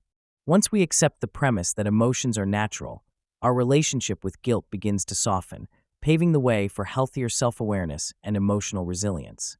Feeling guilty for having certain emotions often comes from a misconception that some feelings are more acceptable than others. The truth is, every emotion we experience, whether it's joy, sadness, anger, fear, or even shame, is a normal part of the human condition. Think of emotions as the body's way of signaling what's happening internally. They're responses to external events, internal thoughts, or memories. For example, feeling sadness after a loss is natural and indicates attachment and caring. Likewise, experiencing anger can signal boundaries being crossed, and fear may alert us to danger or threat. When we start to see all emotions as legitimate, we realize that suppressing or denying certain feelings can cause more harm than good. Each emotion serves a purpose, helping us navigate life's ups and downs. Recognizing this variety and value of our emotional spectrum fosters a kinder, more accepting attitude toward ourselves. Many people suppress feelings because they believe some are unacceptable, especially emotions like anger or sadness. However, denying these feelings often leads to feelings of shame or guilt when they inevitably surface in ways we can't control, such as in a burst of rage or tears in a socially inappropriate context. Embracing the idea that every feeling has a valid role in our mental landscape allows us to accept them without judgment. It's similar to how a weather system with storms, sunshine, and rain is all part of the natural cycle. We wouldn't blame the rain for being rain. Instead, we see it as a vital part of the process that sustains growth. When we accept all emotions as part of being human, guilt lessens because we're not fighting ourselves or denying parts of our experience. Instead, we learn to sit with feelings, observe them without judgment, and understand their messages better. This shift in perspective can be liberating. It helps us see that feeling anger or sadness isn't a flaw, but a normal aspect of life. For example, feeling disappointed when plans fall apart is part of human resilience. Recognizing that feelings are valid allows us to process them more openly and honestly. It also encourages us to approach ourselves with compassion instead of self-criticism. As a practical step, you might try to imagine each emotion as a visitor passing through your emotional landscape. None are permanent or inherently bad. This mindset nurtures a sense of acceptance and patience, reminding us that all feelings are temporary, they serve a purpose, and none define who we are at our core. Spending time each day acknowledging the full range of your feelings without judgment can create a more peaceful internal environment. A simple mindfulness practice, such as pausing before reacting and naming what you're feeling, can reinforce this acceptance. Over time, this approach diminishes shame and guilt, helping you develop a more compassionate relationship with yourself. Remember, emotions are like weather patterns. They come and go, and every type has a role in enriching our emotional life. Embracing this truth can be a powerful step toward living authentically and easing the burden of guilt that often accompanies complex feelings. Shame telling you that you are wrong for how you feel. Many of us have experienced moments when, after reacting emotionally, perhaps feeling hurt, angry, or overwhelmed, we immediately sense a wave of shame wash over us. It's like an internal voice that quickly jumps in to tell us we're wrong for how we feel, as if our emotions are faults rather than natural parts of being human. This voice often sounds harsh, dismissive, or even mean, making us believe we should hide or suppress our feelings instead of acknowledging them. Over time, this internal critic becomes so automatic that it feels as though it's just part of who we are, silently judging every emotional response we have. Understanding shame as this internal voice is key. It's less about your actual feelings and more about an internal narrative that labels your emotional responses as somehow wrong or inappropriate. This voice feeds on the idea that emotions should be controlled or hidden, which pushes us into shameful silence. When we see this voice as a judge rather than a truth teller, it becomes easier to observe it without automatically believing its harsh assessments. Recognizing that this voice exists as an internal critic allows us to start questioning its validity and realize that feeling upset, vulnerable, or angry is a normal, human experience, nothing to be ashamed of. One powerful step in quieting shame is to practice soft acknowledgement of your feelings. Instead of reacting with guilt or trying to push the feelings away, gently say to yourself, "It's okay to feel this way." Imagine your emotions as signals, like alarms that alert you to your needs or boundaries. They do not make you flawed or unworthy. Emotions are simply states that pass through us, and accepting them without judgment helps weaken the harsh voice of shame. For example, if you start crying in a difficult moment, instead of immediately feeling shame, you might remind yourself, "Crying is a natural response. It doesn't make me weak or wrong, it just shows I'm human." This practice involves treating your feelings with kindness, almost as if you're comforting a close friend. Recognize that feelings are temporary and do not define your worth or value. When you notice the shameful voice sneering at your honest reactions, gently respond with words of compassion. By doing this repeatedly, you begin to rebuild a more accepting inner dialogue. Over time, feelings no longer trigger automatic shame. Instead, they become opportunities for self-understanding and connection. Remember, your emotional responses are parts of you, not judgments of your character or worth. Implementing this practice can be simple but profound. Every time you notice shame sneering or judging, take a deep breath and kindly affirm your right to feel. You might say, "This is just a feeling, it doesn't define me," or "Feeling this way is okay. I am still worthy." These small moments of acknowledgement gradually build resilience against shame's influence. With consistent effort, your internal voice becomes softer, more accepting, and less likely to shame you for being fully human. The key is patience, compassion, and the understanding that feelings are part of your inner landscape, deserving of kindness rather than judgment. Childhood messages shaping your adult self-perception. Sometimes, late at night, you might catch yourself replaying an argument or feeling a sudden wave of self-criticism after a minor mistake. These reactions are often rooted in the quiet messages we received as children about how emotions are supposed to be managed. When we were young, our caregivers might have responded to our feelings with reassurance, or they might have dismissed, ignored, or even punished our emotional expressions. Over time, these early responses shape the way we talk to ourselves later in life, creating an inner dialogue that is either gentle and supportive or harsh and dismissive. For example, if you were told as a child to stop crying, or that big girls don't cry, those messages might have shut down your natural emotional expressions. As an adult, this can translate into feeling ashamed of your feelings, suppressing tears, or dismissing your own vulnerability. You might habitually tell yourself to get over it or be strong, which suppresses your true emotional needs and creates internal tension. These messages become internal scripts that influence how you interpret your feelings during difficult moments, often leading to self-critical thoughts that undermine your sense of safety and self-acceptance. Understanding how these early messages develop can help reveal the patterns that shape your inner voice. For example, a child who was told that expressing fear was a sign of weakness may grow up believing that vulnerability is unacceptable, leading to a hardened, guarded inner voice. Conversely, a child who was encouraged to share feelings openly might develop a kinder internal dialogue, treating emotions as natural and worthy of attention. Recognizing these patterns is an important step toward shifting how you relate to your own feelings as an adult, allowing you to develop a more compassionate and authentic inner conversation.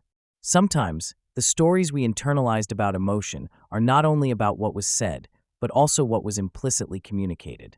Family behaviors like ignoring emotional outbursts or reacting with anger can shape beliefs that emotions are dangerous or disruptive. If you grew up in an environment where emotional expression was met with punishment or neglect, you might have developed a reflex to suppress or deny your feelings, leading to internal conflicts or emotional numbness in adulthood. These childhood messages act like quiet whispers in the background of your mind, influencing your self-esteem and your capacity for emotional intimacy without you even realizing it.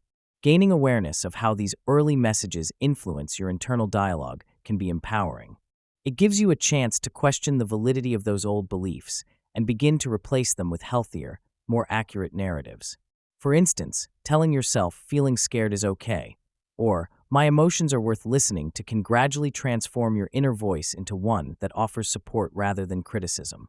This process often involves noticing when your inner critic is active and gently challenging its assumptions, replacing shame with understanding and care. Many of us carry scars from childhood that manifest as harsh self-judgments or fear of vulnerability. Healing these messages involves reconnecting with the parts of ourselves that received those early messages and giving them what they might have missed: reassurance and kindness. Imagine your inner child, defenseless, impressionable, full of deep feelings, and recognize that this child still exists within you. When you notice self-critical thoughts or emotional shutdowns, try to see them as echoes of that young self, still longing for comfort and understanding. Offering compassion means speaking to this inner child with gentleness. Reassure them that it's okay to feel what they're feeling and that their emotions are valid and safe.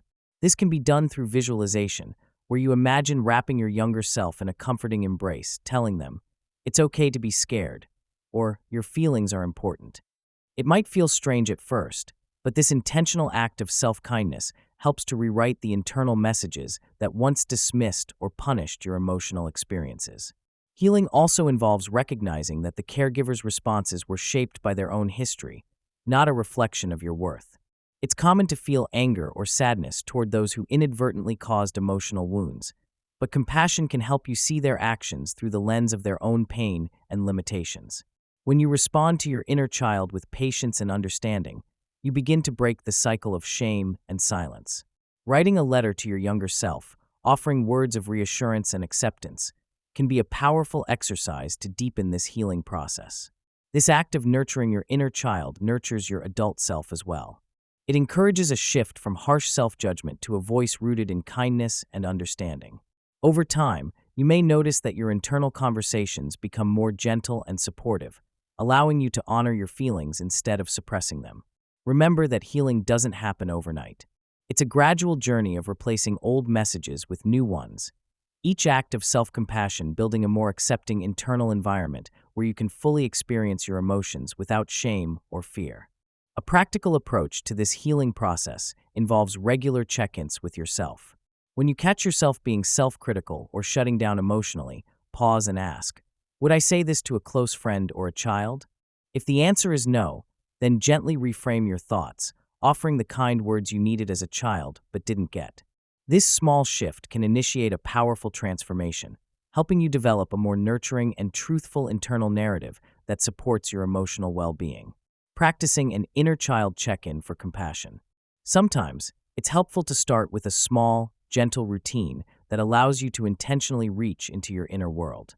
Imagine taking a quiet moment, maybe during a calm part of your day, where you pause and close your eyes for a moment. Visualize that this pause is a bridge, a way to step back into your childhood memory, a place where the younger version of you is waiting, feeling unseen or misunderstood. This doesn't have to be elaborate. It's simply a ritual that signals to your mind and heart, now, I am here to listen. You might choose to sit in a cozy spot, light a candle, or take a few deep breaths, anchoring your attention in the present while opening your awareness to your inner child. This makes connecting an intentional act, like watering a plant or tending to a small garden. The key is consistency. The more you practice, the more naturally this ritual becomes a part of your emotional landscape, creating a safe space for kindness and curiosity to grow. Over time, this ritual can become a comforting anchor, ready whenever you need to pause and gently check in with your inner self. Once you've established this simple ritual, the next step is to gently greet your inner child with kindness. Imagine offering soothing words like "I see you" or "I'm here for you." You can also visualize wrapping your younger self in a warm hug or holding their tiny hand. This act of kindness helps to nurture trust, reassuring that the voice of your inner child is finally being acknowledged and valued. Creating a safe, non-judgmental space allows your inner child to express feelings without fear. They might reveal sadness, anger, or fear that they haven't had the chance to show before. As you continue this practice, it's beneficial to develop a habit of speaking to your inner child with patience, compassion, and gentle curiosity. Over time, this ritual builds a bridge of trust, a foundation for your inner self to feel seen, heard, and loved. It's like planting seeds of compassion that can flourish with regular nurturing, helping you reconnect with forgotten parts of yourself and foster healing from within. Practicing this check-in can be as simple as closing your eyes, taking a deep breath, and imagining your childhood self. As you do this, notice your body and feelings without judgment, allowing whatever arises to simply be. Respond to your inner child with kindness, perhaps sending them a message of safety or understanding. You might even imagine them playing, resting, or expressing their needs, and silently reassure them that it's okay to feel what they are feeling. Record what you experience, whether it's feelings, thoughts, or images, as journaling can deepen your connection. Remember, the goal isn't perfection or forcing happy feelings, but rather creating a mindful, compassionate space where your inner child feels safe enough to express. This gentle ritual can become a healing haven, a refuge you return to whenever life feels overwhelming, reminding you that love and kindness are always within reach, even if they once felt scarce during childhood. Chapter 7. When self-sabotage is just self-protection. Avoiding love and joy because it feels unfamiliar or scary. Sometimes it feels easier to stay distant from happiness because deep down, we carry memories of times when joy was suddenly taken away. Perhaps you remember a moment when everything seemed perfect, only for it to crumble. The loss of a loved one, a breakup, or a disappointment that left you feeling shattered. These memories can create a quiet but persistent fear that if you allow yourself to truly feel good, it will be short-lived or lead to pain. It's as if your mind has learned to associate happiness with loss, making the idea of embracing joy seem risky or even unsafe. This subconscious belief often keeps you holding back, avoiding moments of genuine happiness to safeguard yourself from inevitable disappointment. Understanding that this fear has roots in past experiences can be eye-opening. It's not about avoiding happiness forever, but rather about recognizing a pattern your mind has formed. When you start noticing yourself pulling away from joyful moments, you begin to see the connection between those feelings and past pain. This awareness isn't about judgment. It's about gently acknowledging that your fear has served a purpose, to protect you from further hurt. However, holding on to this protective instinct can also limit your experience of life's warmth and connection. By recognizing these patterns, you create the first step toward gently questioning whether your fear is still necessary or if it's a holdover from old wounds. It's common to shy away from vulnerability because it feels like exposing yourself might lead to rejection, judgment, or pain. But vulnerability isn't about weakness, it's about authenticity and connection. When you start exploring what makes you feel unsafe in sharing your true self, you might discover a list of fears rooted in childhood, past betrayals, or even societal messages about not showing too much emotion. These fears often take hold silently, influencing how openly you allow yourself to experience love, joy, or even simple pleasure. Sometimes vulnerability feels like stepping into uncharted territory, where the ground underneath feels unstable or threatening. It's natural to feel apprehensive about showing your true feelings, especially if in the past, doing so led to disappointment or hurt. To gently question these fears, try to notice what thoughts come up when you consider opening your heart or embracing happiness. What stories do you tell yourself about vulnerability? Do you believe that showing your feelings could lead to rejection? Or perhaps you fear vulnerability will make you feel overwhelmed or out of control. Recognizing these beliefs is not about fixing them, but about understanding their origins. Ask yourself where these fears started. Was there a specific event, or did they develop gradually over time? By shining a gentle light on these stories, you create space for new ways of thinking.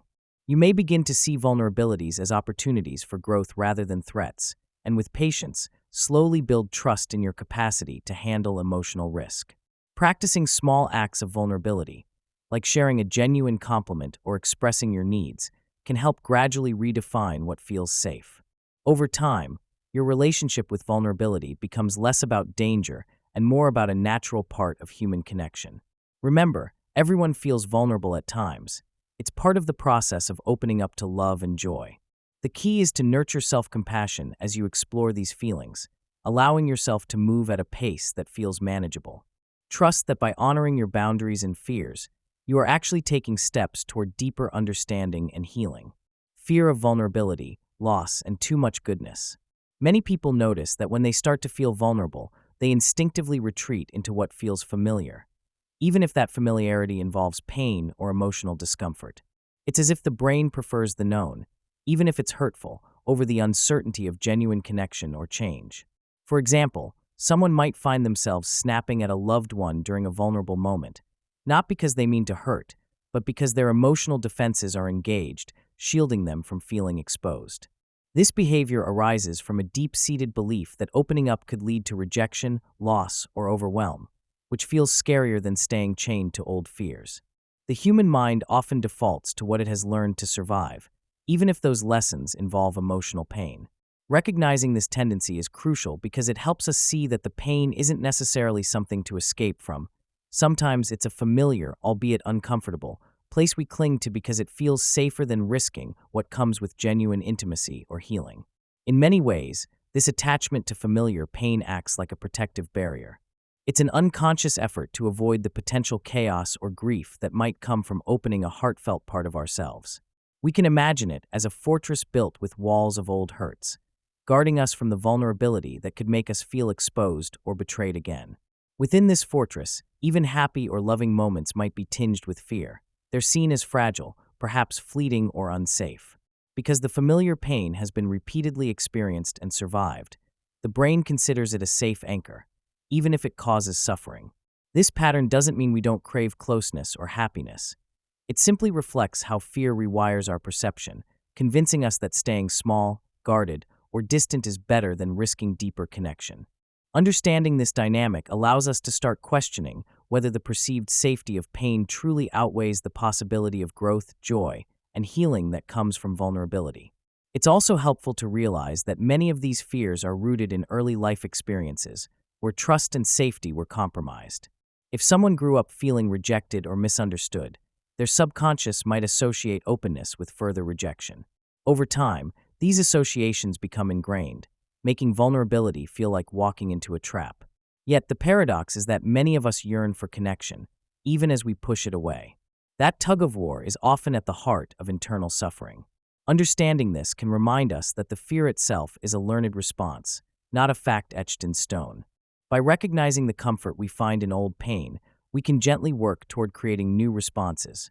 Responses rooted in curiosity and self-compassion, rather than fear and avoidance. Challenging the fear of vulnerability doesn't mean forcing ourselves into uncomfortable situations abruptly or pushing through pain recklessly. Instead, it involves cultivating a gentle awareness of these fears and approaching them with kindness. This can start with simply observing what comes up when we feel exposed. Acknowledging the sensation of tightness or fear without judgment can reduce its power. For instance, when you notice yourself withdrawing during a heartfelt conversation, pause for a moment and say softly to yourself, "This fear is here, and it's okay. I don't need to run away from it right now." Over time, this practice creates space for a kinder relationship with your inner fears. It's about creating a safe internal environment where fear and curiosity coexist, allowing you to explore feelings instead of pushing them away. One way to slowly challenge these fears is by gradually exposing yourself to vulnerability in small, manageable steps. You might begin by sharing a small truth or feeling with someone you trust, noticing how your body reacts and reminding yourself that you are safe, even if uncomfortable. Building this resilience step by step helps reprogram the brain's association with vulnerability, shifting it from danger to opportunity. It's also worth practicing self-compassion during this process, recognizing that vulnerability takes courage and that setbacks are natural. Celebrate each small act of openness as a sign of your growing strength, not as failure. These gentle steps pave the way for deeper healing because they align with your natural capacity to evolve at a pace that respects your emotional boundaries. Healing also involves recognizing the potential of what can grow on the other side of vulnerability. When we risk opening up, we often discover that the fears of loss or rejection are often exaggerated by our minds. Relationships, after all, thrive on honesty and connection. They are strongest when built on openness, not avoidance. Allow yourself to entertain the idea that genuine closeness can coexist with a sense of safety, simply because it's rooted in your own growing trust. Remember that healing isn't about eliminating fear overnight. It's about reshaping your relationship to it. Slowly, you learn that vulnerability doesn't have to be a sign of weakness, but can be a source of immense strength. Each brave step you take, no matter how small, rewires your brain to view openness as an opportunity rather than a threat. As you practice these small acts of vulnerability with patience and self-kindness, remind yourself that your capacity to grow and heal is always present, waiting for the next gentle step forward. A practical tip is to keep a journal of your experiences. Note moments when you felt fear, when you challenged it, and how you felt afterward. Over time, this record can show you how even small acts lead to gradual shifts, reinforcing your inner courage. Remember, healing isn't a straight path, but a series of tiny, compassionate choices. Trust that each one counts, and with patience, you can learn to welcome the possibility of deep connection without clinging to old fears or pain. Rewriting beliefs. Pain feels safer than happiness. Sometimes life feels like a quiet echo of stories we've been told long ago, stories that shaped how we see ourselves and the world. You might notice that when something good starts to happen, a little voice in your mind tugs you back to familiar fears or doubts. It's as if your subconscious has memorized a pattern. Pain, discomfort, and struggle are safe. Even when happiness is just within reach, your mind may feel uneasy, almost suspicious of it, because it's more used to the rhythm of pain. This pattern develops over years, reinforced by moments when you've internalized that suffering is the only constant, the only reliable feeling. Every time you faced disappointment or heartbreak, your brain recorded those moments deeply, creating a neural pathway that makes pain seem predictable and therefore safer than the uncertainty of joy. Imagine a young child experiencing the world with open eyes. Everything is new, exciting, sometimes overwhelming. If that child repeatedly faces rejection or neglect, they might learn that love and acceptance are dangerous or out of reach. As they grow, these feelings embed themselves into their subconscious, guiding their reactions and beliefs without them even realizing. Over time, your mind might adapt to this narrative, convincing you that pain is the default because it's familiar, even if it's uncomfortable. This internal story can become so ingrained that happiness feels foreign, or worse, unsafe, like venturing into unknown territory where you might get hurt again. The idea that pain is safe isn't a conscious choice. It's a deeply rooted pattern of survival that your mind created long ago, helping you avoid disappointment, but also blocking the experience of genuine joy. Knowing the origin of these beliefs is the first step toward reshaping them. The next involves consistently offering yourself gentle reminders that feeling safe and happy is possible and, in fact, natural for you. Instead of trying to force happiness or push away pain, start by acknowledging that your feelings are valid and that your desire for safety is built into your core. Begin to notice moments when you feel calm, connected, or hopeful, even if they seem small or fleeting. These moments are invitations to exist in your experience differently. Repeating gentle affirmations or comforting reflections can help change the narrative your mind holds. For example, reminding yourself softly, "It's okay to feel joy," or "My feelings are safe," helps weaken the old stories. Over time, these small, consistent cues can gradually rewire your subconscious, making happiness feel less like a threat and more like a natural state. Another helpful strategy involves creating visualizations of safety and happiness. Imagining yourself in a place where you feel fully protected, loved, and at peace. Picture yourself in a space where your heart is open and your body feels light. By regularly practicing these mental images, you reinforce the message that happiness isn't just a fleeting experience, but a safe, accessible one. It's also useful to gently challenge the old stories by noting when they arise and counteracting them with evidence of your resilience, your growth, and your capacity to experience positive feelings. Remember, this process is about kindness, patience, and persistence. Every time you choose to focus on your strengths and your moments of genuine ease, you help your mind recognize that safety and happiness are within your reach, not something to be feared. Practicing self-compassion plays a vital role here. When old beliefs surface, instead of criticizing yourself, acknowledge that these stories served a purpose at some point, perhaps as a way to protect you. Now, remind yourself that you have grown beyond them. Small acts of kindness, like offering yourself a moment of quiet reassurance or a gentle touch, can significantly alter how your brain perceives safety. Over time, these practices can help loosen the grip of pain-based stories and open space for new, empowering beliefs about your capacity to feel good and secure. Remember, the key isn't to eradicate old fears immediately, but to nurture new, kinder stories step by step, so happiness becomes less foreign and more familiar as you continue on your journey.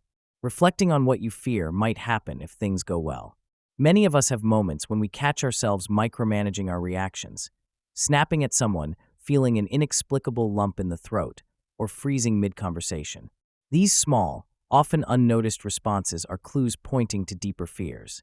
For example, you might find yourself pushing away opportunities or love because a part of you worries that feeling successful or happy will somehow make things worse. These fears aren't necessarily conscious. They often hide beneath layers of rational thought, tucked away because contemplating them feels uncomfortable or vulnerable.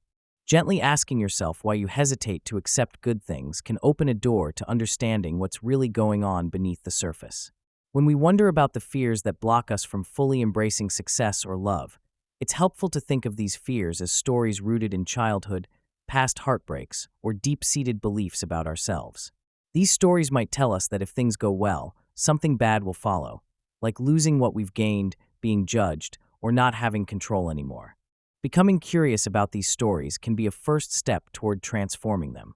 Rather than trying to dismiss or fight these fears, talking to them with kindness and curiosity allows us to see them as parts of ourselves rather than enemies. Over time, this gentle approach helps dissolve the power these fears hold over us, replacing them with understanding and compassion. If you notice yourself resisting positive changes, it can be useful to ask simple questions like, "What might happen if I let myself succeed?" Or, "What do I believe I might lose if I accept love?"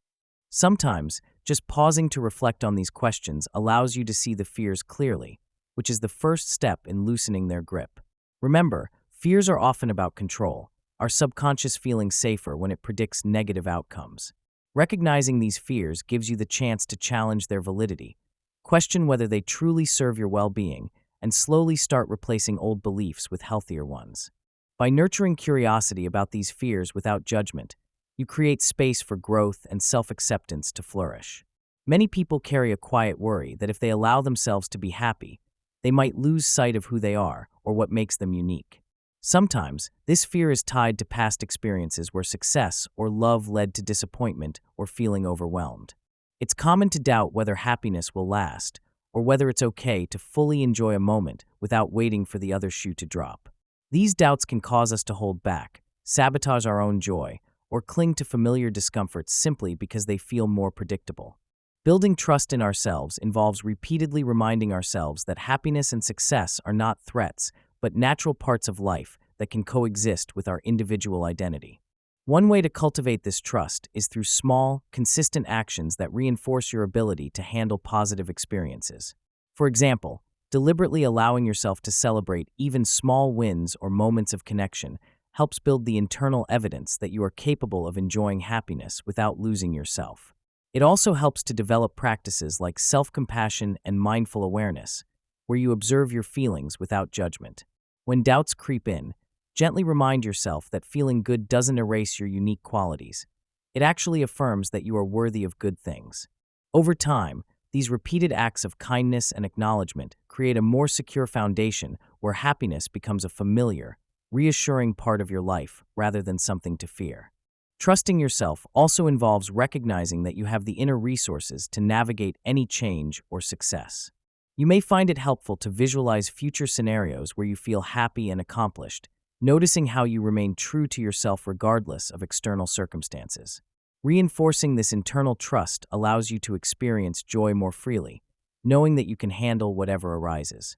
It's about gradually rewriting the story you tell yourself, moving from "if I succeed, I will lose myself" to "I can succeed and still stay true to who I am." With patience and compassion, this shift becomes more natural, empowering you to accept happiness as an extension of your authentic self instead of a threat to it. Lastly, remember that building trust in yourself is a continuous journey. Celebrate each moment where you choose to enjoy your success or embrace love, no matter how small.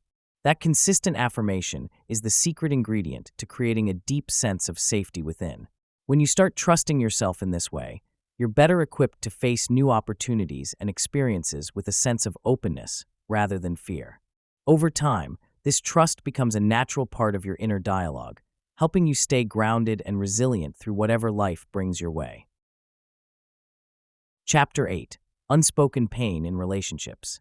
Fighting, freezing, or withdrawing without understanding why. Sometimes, it's easy to suddenly feel overwhelmed or shut down in the middle of a conversation without knowing why. You might find yourself snapping at a loved one over something small, or suddenly wanting to retreat into silence when things get intense. These reactions often happen without deliberate thought, almost as if they are involuntary. It's as if there's a small voice inside that takes over before you even realize what's happening, guiding you toward fight, freeze, or withdraw modes. Many people experience this deeply rooted pattern but have little awareness of the origin or what is fueling these reactions. Recognizing these automatic responses is the first step toward understanding yourself better. It's important to realize that these reactions are not flaws or weaknesses. They are responses shaped by past experiences and subconscious triggers that have become ingrained over time. Instead of judging yourself, see these moments as signals that there's something underneath that needs attention, love, and understanding. Once you start noticing these automatic responses, it opens the door to gently exploring what might be driving them. Often, these reactions are rooted in unmet emotional needs or old wounds that haven't fully healed.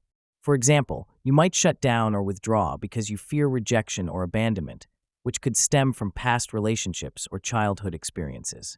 Alternatively, the urge to fight might come from feelings of insecurity or a need to defend yourself against perceived threats to your sense of safety.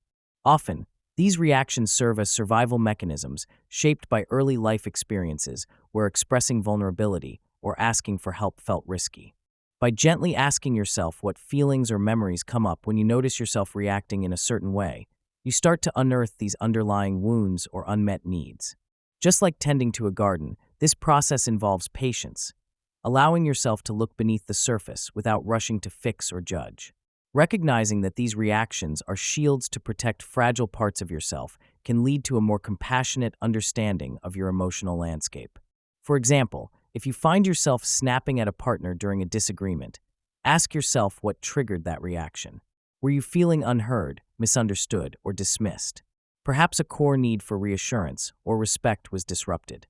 If you tend to freeze or withdraw, it might be because vulnerability feels unsafe, possibly linked to past rejection or neglect. Gently sitting with these questions, without shaming yourself, creates space for awareness. Over time, you'll begin to see a pattern. Many of these reactions stem from unmet childhood needs like feeling valued, heard, safe, or loved. Understanding this pattern helps you stop blaming yourself for reactions that aren't about your character, but about unresolved internal struggles. This awareness becomes a foundation for healing, enabling you to respond differently over time, because you start to differentiate between the reaction itself and what it's trying to protect or hide. While this process can sometimes stir uncomfortable memories or feelings, it's also deeply freeing. Knowing that your defensive reactions are attempts to safeguard something precious, your emotional safety, can soften the way you relate to yourself. Instead of seeing your responses as failures, see them as part of a larger story about needing care and reassurance. This perspective encourages more patience and kindness toward yourself. Remember that healing doesn't mean erasing these reactions overnight, but understanding where they come from and gradually choosing different responses. Sometimes, just asking yourself what you truly need in the moment can be enough to start shifting these patterns. Maybe it's a need for reassurance, connection, or simply a moment to breathe and ground yourself. Paying attention to these small cues guides you toward more authentic, compassionate ways of relating to yourself and others. Projection and emotional replay rooted in childhood needs. Sometimes, during a tense conversation or after a frustrating day, you might find yourself snapping at a loved one or feeling an overwhelming wave of sadness that seems to come out of nowhere. These reactions often feel intense and confusing, especially because they seem disproportionate to the situation. Many people unknowingly transfer unresolved feelings from their own past onto current interactions, a process known as projection. When you project feelings onto others, it's as if you're unconsciously saying, "This person or situation is the reason I feel this way," masking deeper needs left unmet during childhood. For example, if someone criticizes your work and you feel intensely hurt or angry, it might not just be about that moment, but a reflection of childhood experiences where your efforts weren't acknowledged or where criticism felt like a personal attack. Recognizing this pattern involves becoming aware that those strong emotions are not always about the present event, but may be rooted in earlier wounds. This understanding helps you see beyond the immediate reaction and opens the door to healing past hurts, rather than simply reacting defensively or blaming others for your feelings. Projection is often most noticeable when feelings seem to come out of the blue, or when you feel a sudden surge of emotion that you can't quite explain. It's easy to get caught in the trap of blaming others for how you feel, but if you pause long enough to reflect, you might notice a pattern of childhood needs that weren't fully met, such as feeling safe, loved, acknowledged, or understood. These unmet needs tend to linger beneath the surface, shaping your emotional landscape without you realizing it. When someone challenges you or displays a behavior that echoes past experiences, your brain might automatically respond with feelings that seem out of proportion, as if you're reliving an old wound. By identifying these moments, you begin to see that the way you perceive others and your reactions are often colored by unresolved childhood memories. Understanding this connection makes it easier to approach your emotions with curiosity instead of judgment, allowing healing and a more balanced way of relating to others. It can be difficult to distinguish between what you're truly feeling in the moment and what is a replay of past pain. Imagine standing in a crowded room, feeling a sudden sense of rejection or anxiety, even if no one is intentionally rejecting you. That feeling might be an echo from earlier times when you experienced rejection, neglect, or confusion in childhood. Building awareness around your emotional responses is fundamental to breaking this cycle. One way to do this is to pause and ask yourself if the emotions felt now are familiar or familiar enough to be linked to past experiences. For instance, if you find yourself crying after a minor disagreement or feeling overly defensive, consider whether similar situations in childhood made you feel unsafe or unheard. Noticing these patterns allows you to see that your current emotional reactions often serve as signals that unresolved needs from childhood are still active. Practicing mindfulness and self-inquiry can be particularly effective tools in this process. When emotions flare, take a moment to breathe deeply and observe what's happening inside. Ask yourself questions like, is this feeling actually about what's happening now, or does it remind me of a past experience? Or what childhood need wasn't met in this situation? Over time, you'll begin to notice recurring themes, perhaps feeling dismissed, misunderstood, or insecure, and recognize that these feelings are not solely about the present circumstances. By creating this mental space, you give yourself the opportunity to respond thoughtfully rather than impulsively. This distinction between current feelings and past wounds helps you develop compassion for yourself, reducing self-blame and increasing the likelihood of responding with kindness and awareness rather than old defensive patterns. By cultivating awareness, you empower yourself to see emotional reactions as messengers rather than threats. When you catch yourself feeling overwhelmed by a particular emotion, consider it a prompt to explore what childhood needs might be lurking beneath. This awareness doesn't mean guilt or self-criticism, but rather a gentle curiosity about your inner world. As you become more skilled at recognizing the difference between feelings rooted in the present and those replayed from the past, you create space for authentic healing. In this space, you can begin to address unmet childhood needs directly, perhaps through self-compassion, seeking support, or setting healthier boundaries, leading to more genuine and balanced emotional responses in your daily life. Remember, understanding that feelings often mirror childhood needs is an ongoing process. The more you pay attention to your emotional landscape, the clearer it becomes how past experiences shape current reactions. This awareness allows you to step back from automatic responses and choose more conscious and compassionate ways to relate with yourself and others. Making this shift is not about fixing everything overnight, but about gradually clearing the emotional clutter that keeps old wounds active. Practice patience and kindness with yourself as you navigate this journey. An effective tip is to keep a journal of moments when strong reactions occur, noting what was said or done, what emotions arose, and what childhood needs might be involved. Over time, patterns will emerge, helping you make sense of your emotional replay scheme and gently heal those old hurts, paving the way for healthier, more genuine connections. The silent craving behind criticism and jealousy. Sometimes, when we catch ourselves reacting sharply to someone else's words or actions, it feels as though our emotions suddenly take over, leaving us confused or overwhelmed. Quietly, beneath this emotional storm, there can be a softer voice, telling us that these feelings aren't just about the external situation. They often mirror deeper needs we have ignored or haven't fully acknowledged. Criticism from others, or even feelings of jealousy, can act like signals blinking softly in the background, whispering that there's a part of us craving connection, recognition, or security. Rather than seeing these reactions as flaws or weaknesses, we can begin to recognize them as messages from within.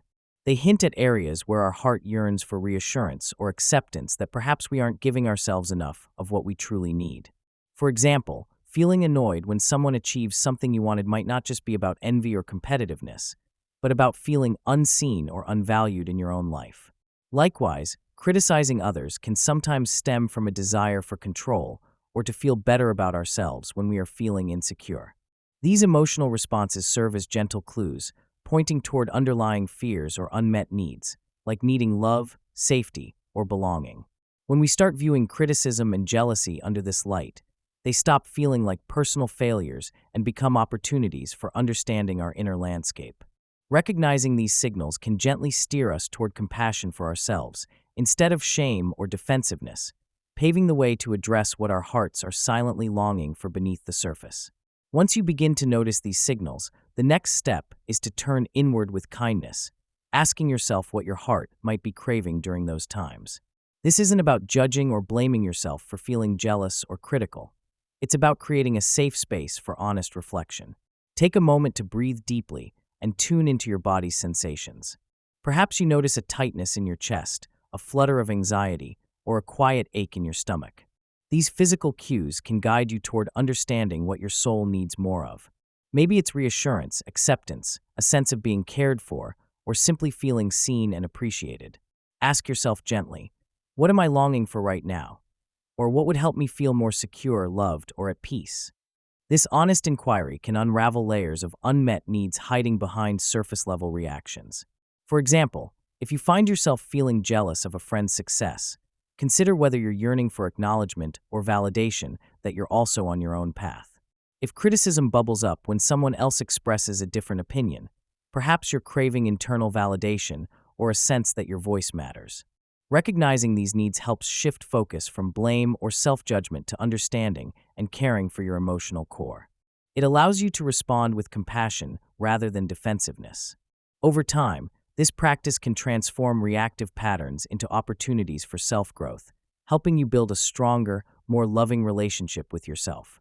By attending to what your heart truly needs, you create space for healing and genuine self-acceptance to flourish. Asking yourself, what was I really seeking in that moment? Sometimes, during moments of tension or disagreement, it's common to notice ourselves snapping at others, growing silent, or even feeling overwhelmed without knowing why. Many of us have experienced that pause where our reactions seem automatic, yet underneath, there's a quiet desire for something different, connectedness, understanding, or reassurance. Building a habit of compassionate inquiry involves gently asking yourself what you are truly feeling and needing in those moments, rather than reacting purely out of habit or emotion. This practice isn't about judging yourself for your reactions, but about creating space to understand their roots. When you learn to pause and reflect, even briefly, you open the door to greater self-kindness and clarity. Over time, this can help you respond more intentionally, turning impulsive reactions into moments of genuine connection or personal growth. Practicing compassionate inquiry requires you to develop a kind curiosity about your emotional landscape. Instead of dismissing your feelings or pushing them down, start noticing what arises during conflicts or stressful situations. Are you feeling hurt, scared, or disappointed? Do you crave reassurance, respect, or acknowledgement?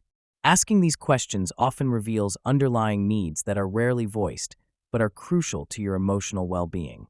The key is to approach these questions with gentleness rather than judgment. Sometimes, you might notice feelings you've ignored or suppressed, which come to the surface unexpectedly. Recognizing these feelings as signals rather than threats allows you to treat yourself with understanding. Establishing this habit creates a shift from self-criticism to self-compassion, transforming your inner dialogue into one of support and curiosity. This practice also involves accepting that your emotional needs are valid, even if they seem small or unimportant. When conflict arises, instead of focusing solely on external circumstances or blaming others, turn inward and ask what you need in that moment. Do you need space to breathe, reassurance that you're safe, or acknowledgement of your feelings? This process can be aided by simple questions like, what am I feeling right now? Or, what do I wish I had in this moment? Over time, these questions become a natural part of how you navigate disagreements, making you more aware of your needs and more capable of communicating them honestly.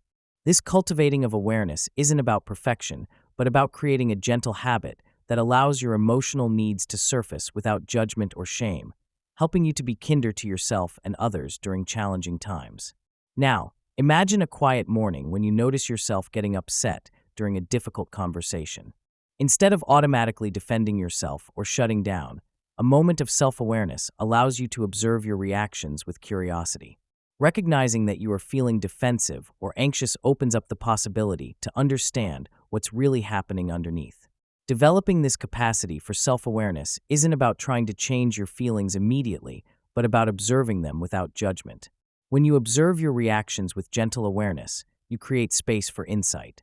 For example, you might realize that your irritation masks a deeper fear of being misunderstood or dismissed. This awareness helps you see your reactions as signals, guiding you instead of controlling you. As you become more familiar with these signals, you gain the ability to choose responses based on understanding rather than automatic impulses. Transforming reactions begins with understanding that feelings are messengers. Self-awareness involves noticing patterns. Maybe you tend to withdraw when feeling vulnerable or become overly agreeable when seeking approval. By paying attention to these patterns, you start to see the connections between your emotions and your responses. This understanding can gently shift your approach from reacting impulsively to responding thoughtfully. For instance, if you notice a tendency to escalate conflicts, you might pause and ask yourself what fear or need is fueling that response. This pause allows for a moment of reflection, a chance to choose a response rooted in understanding rather than defensiveness. Over time, this process nurtures deeper compassion for yourself and creates new pathways to connect authentically with others, even during disagreements or emotionally charged moments. Practicing self-awareness also involves paying attention to physical sensations, like tightening in the chest, shallow breathing, or tense muscles. as these often signal emotional states. Engaging in this mindful noticing helps ground you in the present moment and keeps your reactions from spiraling out of control. As you cultivate this kind of awareness continuously, it becomes easier to see yourself as someone who reacts consciously rather than reactively. This shift can turn conflicts into opportunities for connection because you approach them with more clarity and a willingness to understand both your own needs and those of others. Remember, these skills develop gradually, and each moment of awareness adds to your capacity to respond with kindness and insight even when emotions run high. A simple exercise to strengthen this skill is to check in with yourself whenever you notice a strong emotional reaction. Just pause for a moment and ask, "What am I feeling right now?" Followed by, "What do I need in this moment?" Even if you don't find immediate answers, the act of asking creates a little space between stimulus and response. This space allows your true feelings and needs to come forward, helping you react less from habit and more from a place of understanding. Over time, these small moments of kindness and curiosity accumulate, leading you toward more genuine connection, not only with others but with your own inner world. It's in these quiet, honest moments that real change begins, encouraging a pause that transforms reactions into meaningful interactions. Chapter 9. The body remembers what the mind minimizes. Chronic stress and psychosomatic symptoms. Sometime during a busy or overwhelming day, you might suddenly find yourself snapping at someone close, feeling a wave of exhaustion that doesn't seem to go away, or noticing tightness in your shoulders without any obvious reason. These small moments are often outward signs of something deeper happening inside your body. When stress persists over time, it doesn't just stay in the mind. It translates into physical sensations that can seem random or unexplainable. Our bodies and minds are tightly connected, and emotional strain can cause physical symptoms in very real ways.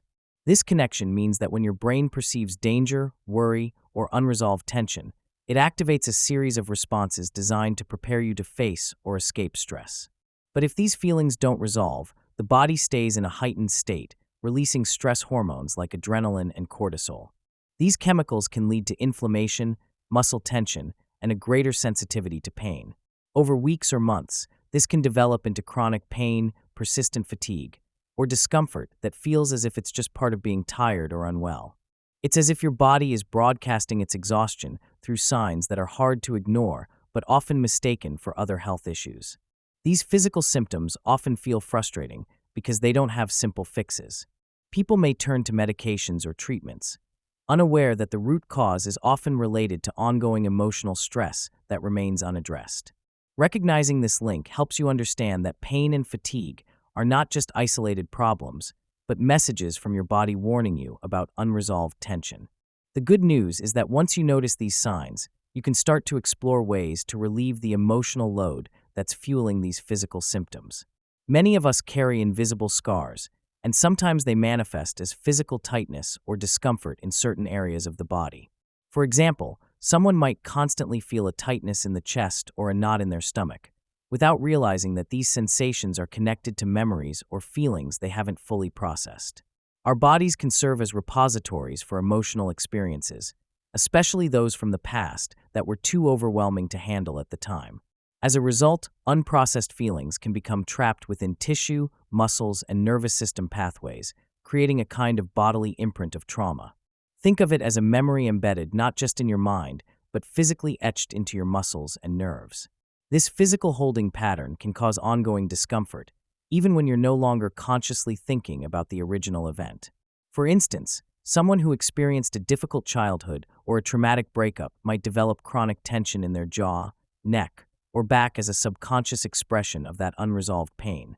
This physical manifestation helps the body tell its story without words, but can also deepen feelings of stiffness, pain, or fatigue that persist long after the event itself is over. Recognizing these bodily sensations as signs of unhealed emotional wounds allows for a gentler approach to healing. Instead of only seeking physical treatments, you can begin to explore ways to unlock these stored feelings through gentle movement, mindful awareness, or talking with someone who can help you process what remains unspoken. When you start paying attention to where your body holds tension or discomfort, you create an opportunity to become aware of underlying emotions that might be ready to be released. This process can turn physical sensations into gateways for emotional healing, helping you to understand that your body's responses are meaningful messages rather than simply symptoms to be eliminated. A helpful step is to approach these sensations with curiosity rather than criticism. When you notice a tightness or ache, pause and ask yourself what feelings might be connected. Are you experiencing something you haven't given yourself permission to feel fully? Are there unresolved memories that keep surfacing in your body? With gentle attention, you can begin to explore these questions through practices like mindful breathing, gentle stretching, or journaling, opening the door for your body to release what it's been holding onto for too long. How the body speaks when words fall short. Sometimes, in the quiet moments of the day, you might notice a subtle tightness in your chest or a lingering knot in your stomach. These sensations often go unnoticed or are dismissed as simple physical discomforts, but they can actually tell us a lot about what's happening beneath the surface. Our bodies are like honest messengers, always trying to communicate what words cannot express. When you feel anxious before a meeting, your heart might beat faster, or your palms may sweat. These signals are not random. They are your body's way of revealing your inner emotional state. Learning to pay close attention to these sensations transforms them from mere reactions into valuable clues about your feelings. It's about tuning into the gentle whispers your body offers, acknowledging them without judgment, and recognizing that these sensations are part of your emotional truth. Rather than rushing to change a tense muscle or ignore discomfort, pause and ask yourself what this feeling might be trying to tell you. Is it fear, excitement, vulnerability, or perhaps exhaustion? Over time, as you practice listening carefully, you begin to notice patterns. Maybe your shoulders tighten whenever you're overwhelmed, or your jaw clenches when you're holding back anger. These physical signs act as a map guiding you through your emotional landscape. Instead of ignoring or suppressing these signals, embrace them as natural communication channels.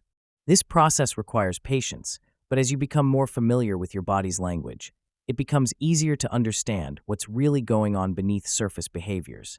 This awareness allows you to respond with kindness and compassion, acknowledging the emotions that may have previously felt too difficult to face or name.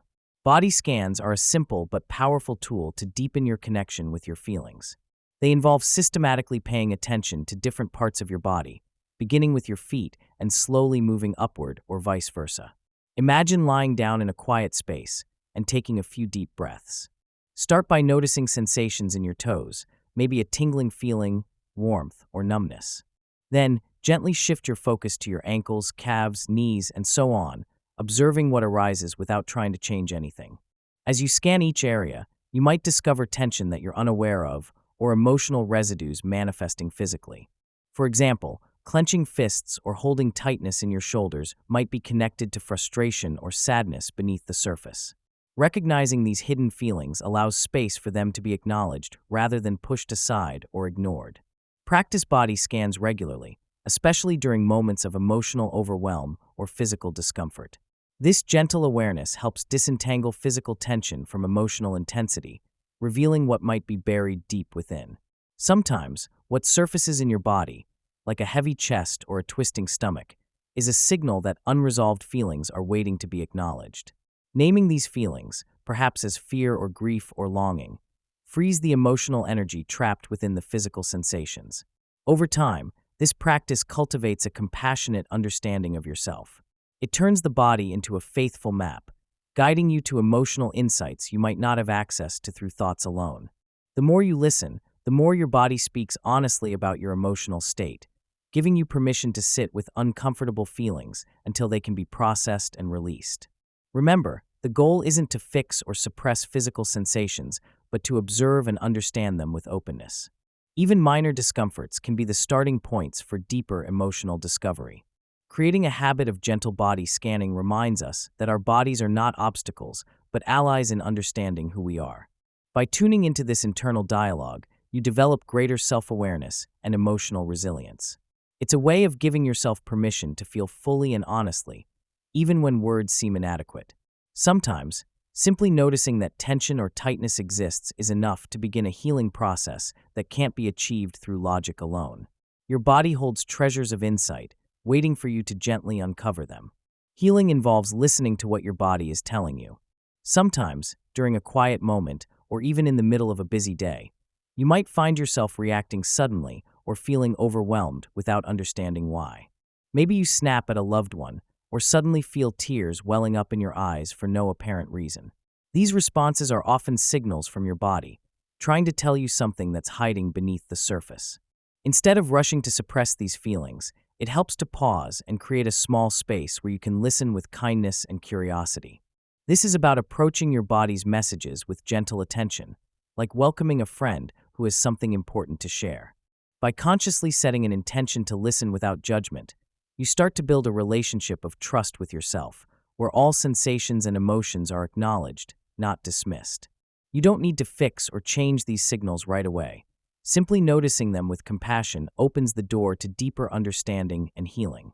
Creating this space involves planting a small but meaningful seed of curiosity within yourself. Imagine observing your body's signals as if you're an attentive gardener noticing each plant's unique needs. When tension arises in your shoulders or a knot in your stomach, instead of reacting with worry or distraction, gently ask yourself, "What are you trying to tell me?" Without rushing to analyze or judge, allow whatever arises to be seen and felt. This practice transforms reactive habits into a mindful conversation with your body. Over time, you learn to recognize recurring patterns and subtle shifts, which helps you respond more compassionately. Remember, this isn't about fixing what's wrong, but instead about creating a caring container for whatever your body brings. In doing so, you foster a nurturing relationship where kindness is the default and curiosity becomes your guide to deeper awareness. Many of us accumulate emotional pain in our bodies without even realizing it, tucked away behind familiar reactions or patterns. Often, this stored tension or discomfort serves as a protective layer, blocking us from feeling too much or too vulnerable. To begin releasing this emotional baggage, the key is to approach your body with gentle awareness. This doesn't mean forcing yourself to feel or confront everything at once, but rather inviting your attention softly, like holding a fragile bird. By tuning into your sensations without judgment, you start to uncover signals that might be linked to old wounds or unprocessed feelings. For example, noticing a tight jaw when you're stressed might reveal suppressed anger, or feeling a heaviness in your chest might be connected to lingering sadness. As you become more familiar with these signals, you create a safe space where emotions can surface slowly and naturally, like clouds drifting across the sky, allowing them to be felt without becoming overwhelming. Practicing this gentle awareness involves taking small moments, perhaps during meditation, a quiet walk, or even brief pauses throughout your day, to tune inward. Focus your attention on how your body feels in that moment, observing sensations without trying to change or judge them. Over time, this reconditioning helps you see emotions not as enemies, but as messengers guiding you toward healing. It's helpful to remember that emotional pain stored in the body is not something to fear. Instead, it's an invitation to listen more deeply to your own needs. Sometimes, simply acknowledging this pain can reduce its strength and make it more manageable. As you practice, you might notice that old feelings or tensions start to soften or shift, creating more space for peace and resilience to emerge. This process is continuous, like tending a garden, where patience and gentle care lead to the gradual release of what no longer serves you. Practicing body scans to uncover emotional tension. Sometimes a small, almost unnoticed moment shifts our mood. For example, snapping at someone we care about or feeling a sudden tightness in the chest during a quiet afternoon. These subtle signals are often the body's way of holding onto unresolved emotions. To begin exploring this, find a quiet moment where you can sit comfortably and won't be disturbed. Close your eyes if that feels safe, and take a few deep breaths to settle your mind. As you relax, start by bringing your awareness gently to your body, noticing the sensations that are already present without trying to change them. Think of your body as a map, each area presenting its own distinct story. Start scanning from the top of your head and gradually move downward. Notice if your scalp feels tense or if there's a warmth or coolness. Pay attention to your forehead. Are your brows furrowed or relaxed? Then, move to your jaw. Are you clenching or soft? Continuing downward, observe your neck, shoulders, chest, stomach, back, arms, hands, hips, legs, knees, calves, feet, and toes. Don't rush this process. Give yourself permission to linger where you find tension or discomfort. These sensations often serve as clues to emotional holding. For example, a tight jaw may indicate suppressed anger, while a weight in the chest might signal sadness or fear. Over time, This practice helps you to become more familiar with how emotions are stored physically in your body. As you develop your ability to calmly observe these sensations, it becomes easier to recognize early signs of emotional tension. Sometimes, you might notice a specific area feels overwhelmingly tight or numb, a sign that something unresolved is waiting to be acknowledged. The goal isn't to fix or judge what's happening, but to observe with gentle curiosity. Think of it as shining a flashlight onto parts of your inner landscape, allowing you to see what has been tucked away.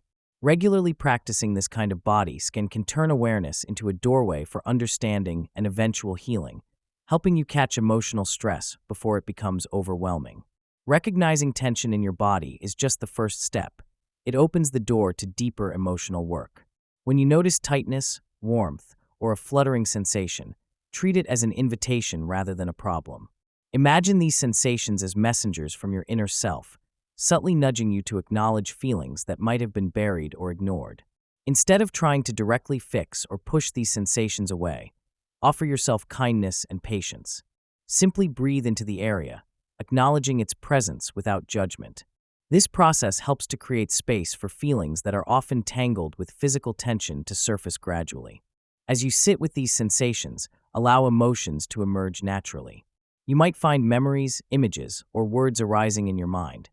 These are signals that your body is processing underlying feelings like grief, frustration, or fear. If emotional waves start to build, try using gentle affirmations or calming phrases such as "it's okay to feel this," or "this is part of healing." Sometimes, simply giving yourself permission to experience the emotion without rushing to change it can foster a sense of safety. Feeling safe with emotional pain allows it to flow through rather than get stuck, which reduces the buildup of tension over time. Developing this kind of acceptance turns the body scan from a passive observation into an active act of kindness towards yourself. It's like giving a friend a warm hug when they're upset. Simple, caring acknowledgement can soften resistance and support emotional release. By regularly scanning your body and approaching your sensations with gentle curiosity, you teach yourself that emotions are less frightening when acknowledged. Over time, this practice can change how you relate to difficult feelings, helping you to respond with compassion instead of avoidance or suppression. The more you practice, the more open your body and mind become to healing and restoration. If you find yourself overwhelmed during the process, it's helpful to pause and ground yourself. Focus on your breath, feeling the rise and fall of your chest. Engage your senses, notice the sounds, smells, or textures around you to anchor your awareness in the present. Remember that emotional release is often gradual. Small, consistent steps, like checking in with your body daily, can lead to meaningful change over time. Trust that your body knows how to heal itself if given patience and gentle attention. Carving out a few minutes each day for a body scan can make a significant difference in how you process emotions. It might be helpful to set aside time in the morning before starting your day or in the evening as a way to unwind. Use a quiet space and decide on a consistent spot or habitual routine so that it becomes a trusted part of your daily ritual. During this time, close your eyes, take deep breaths, and follow the body scan process, acknowledging each sensation with patience. Over days and weeks, you'll develop a more intuitive sense of where your emotional tensions reside, and you'll become better at identifying them early rather than letting them accumulate unnoticed. This small, consistent act of checking in can foster a greater understanding of yourself, helping to prevent emotional buildup and promoting overall well-being. Remember, your body is always giving you signals. Learning to listen actively is a valuable step toward emotional health. Many find that even a brief pause to scan is enough to bring a sense of calm and clarity, turning everyday moments into opportunities for connection with their inner world. Over time, this practice helps cultivate a gentle, ongoing conversation with yourself, fostering resilience and a deeper understanding of your emotional landscape. Chapter 10. The Wound Beneath the Mask. When confidence is just a mask hiding vulnerability. At times, you might find yourself putting on a brave face when deep down, you feel fragile or unsure. Perhaps you've snapped at someone unexpectedly or felt a wave of anxiety rise in your chest, yet you force yourself to act confident. That outward display often acts like a shield, a layer that helps you hide what you're truly feeling. It's comforting in the moment because, on the surface, it makes you appear strong and composed to others. Yet beneath that veneer, there's a softer, more vulnerable part of you that fears judgment, rejection, or deeper disappointment. Recognizing this gap is important because confidence that's rooted solely in a facade can easily crumble when faced with real challenges or intimate moments. When confidence is just a mask, it's often driven by a need to avoid pain or vulnerability rather than genuine inner strength. This superficial confidence can become a habit, a way of navigating social settings where showing weakness feels unsafe, and so the mask gets thicker with every new interaction. You might notice that this kind of confidence feels fleeting, like a fleeting illusion that must be constantly maintained to prevent exposure. This protection mechanism can serve as a survival tactic during difficult times, especially when expressing true feelings feels too risky or unsafe. But it also tends to disconnect you from your authentic self. Instead of feeling rooted in genuine strength, you're relying on a performance that keeps your deeper needs hidden. For example, someone might act overly assertive in meetings to cover up their fear of failure or rejection. Or you might avoid sharing your true opinions because you're afraid of being judged. Over time, this superficial confidence can lead to a sense of emptiness or exhaustion, as maintaining the mask takes immense effort. It's worth understanding that this behavior is quite common. Many people, consciously or unconsciously, hide their vulnerability behind a confident facade. Recognizing the signs of this masking behavior can be the first step toward untangling your true self from the persona you've created to feel safe. It helps to notice when you're acting confident just to convince yourself and others that you're okay, even when inside you feel exposed or unsure. Real strength doesn't mean never feeling afraid or insecure. Instead, it's about allowing yourself to experience those feelings fully, without shame or judgment, and still moving forward. When you start to accept your vulnerability, it becomes less of a weakness and more of a foundation for genuine confidence. Vulnerability can be seen as opening your heart to the unknown, being honest about your fears, or admitting you don't have all the answers. It's this honesty that creates real intimacy, whether with yourself or others. For many, embracing vulnerability feels risky. There's a fear of being judged, rejected, or hurt. But in reality, hiding behind a mask often isolates you further and prevents authentic connections. When you allow yourself to be seen, flaws and all, you build resilience rooted in self-acceptance. This kind of openness also encourages compassion, both towards others and yourself, because you recognize that everyone carries wounds and insecurities.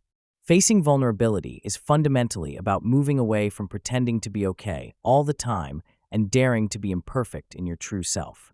Learning to embrace vulnerability involves small steps. It might start with sharing a genuine feeling with a trusted friend, or admitting a mistake instead of spinning a story to cover it up.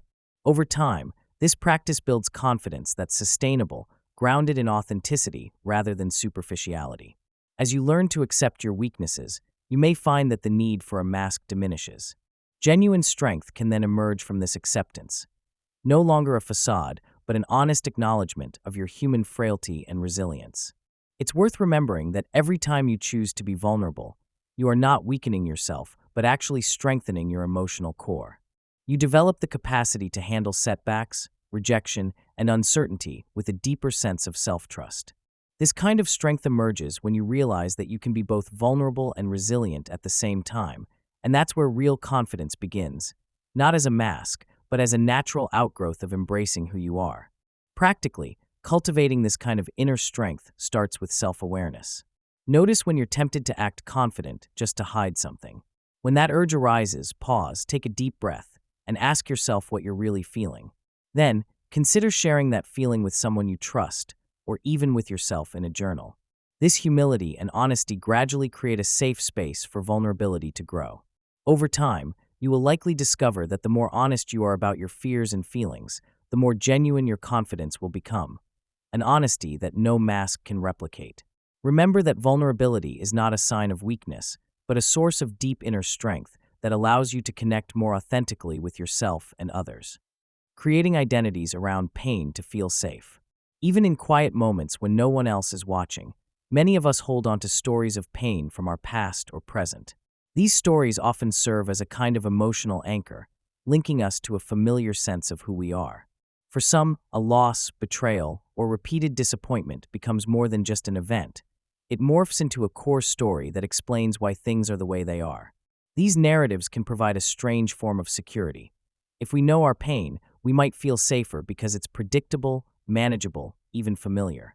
Over time, these pain-oriented stories become woven into our sense of self, giving us a way to understand ourselves and our place in the world. Sometimes talking about these stories, even secretly, serves as a reassurance that we are still alive, still feeling, still at the center of our own story.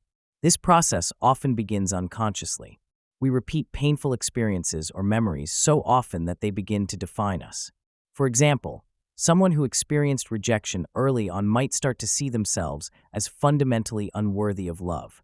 This belief then influences how they behave and how they interpret others' actions.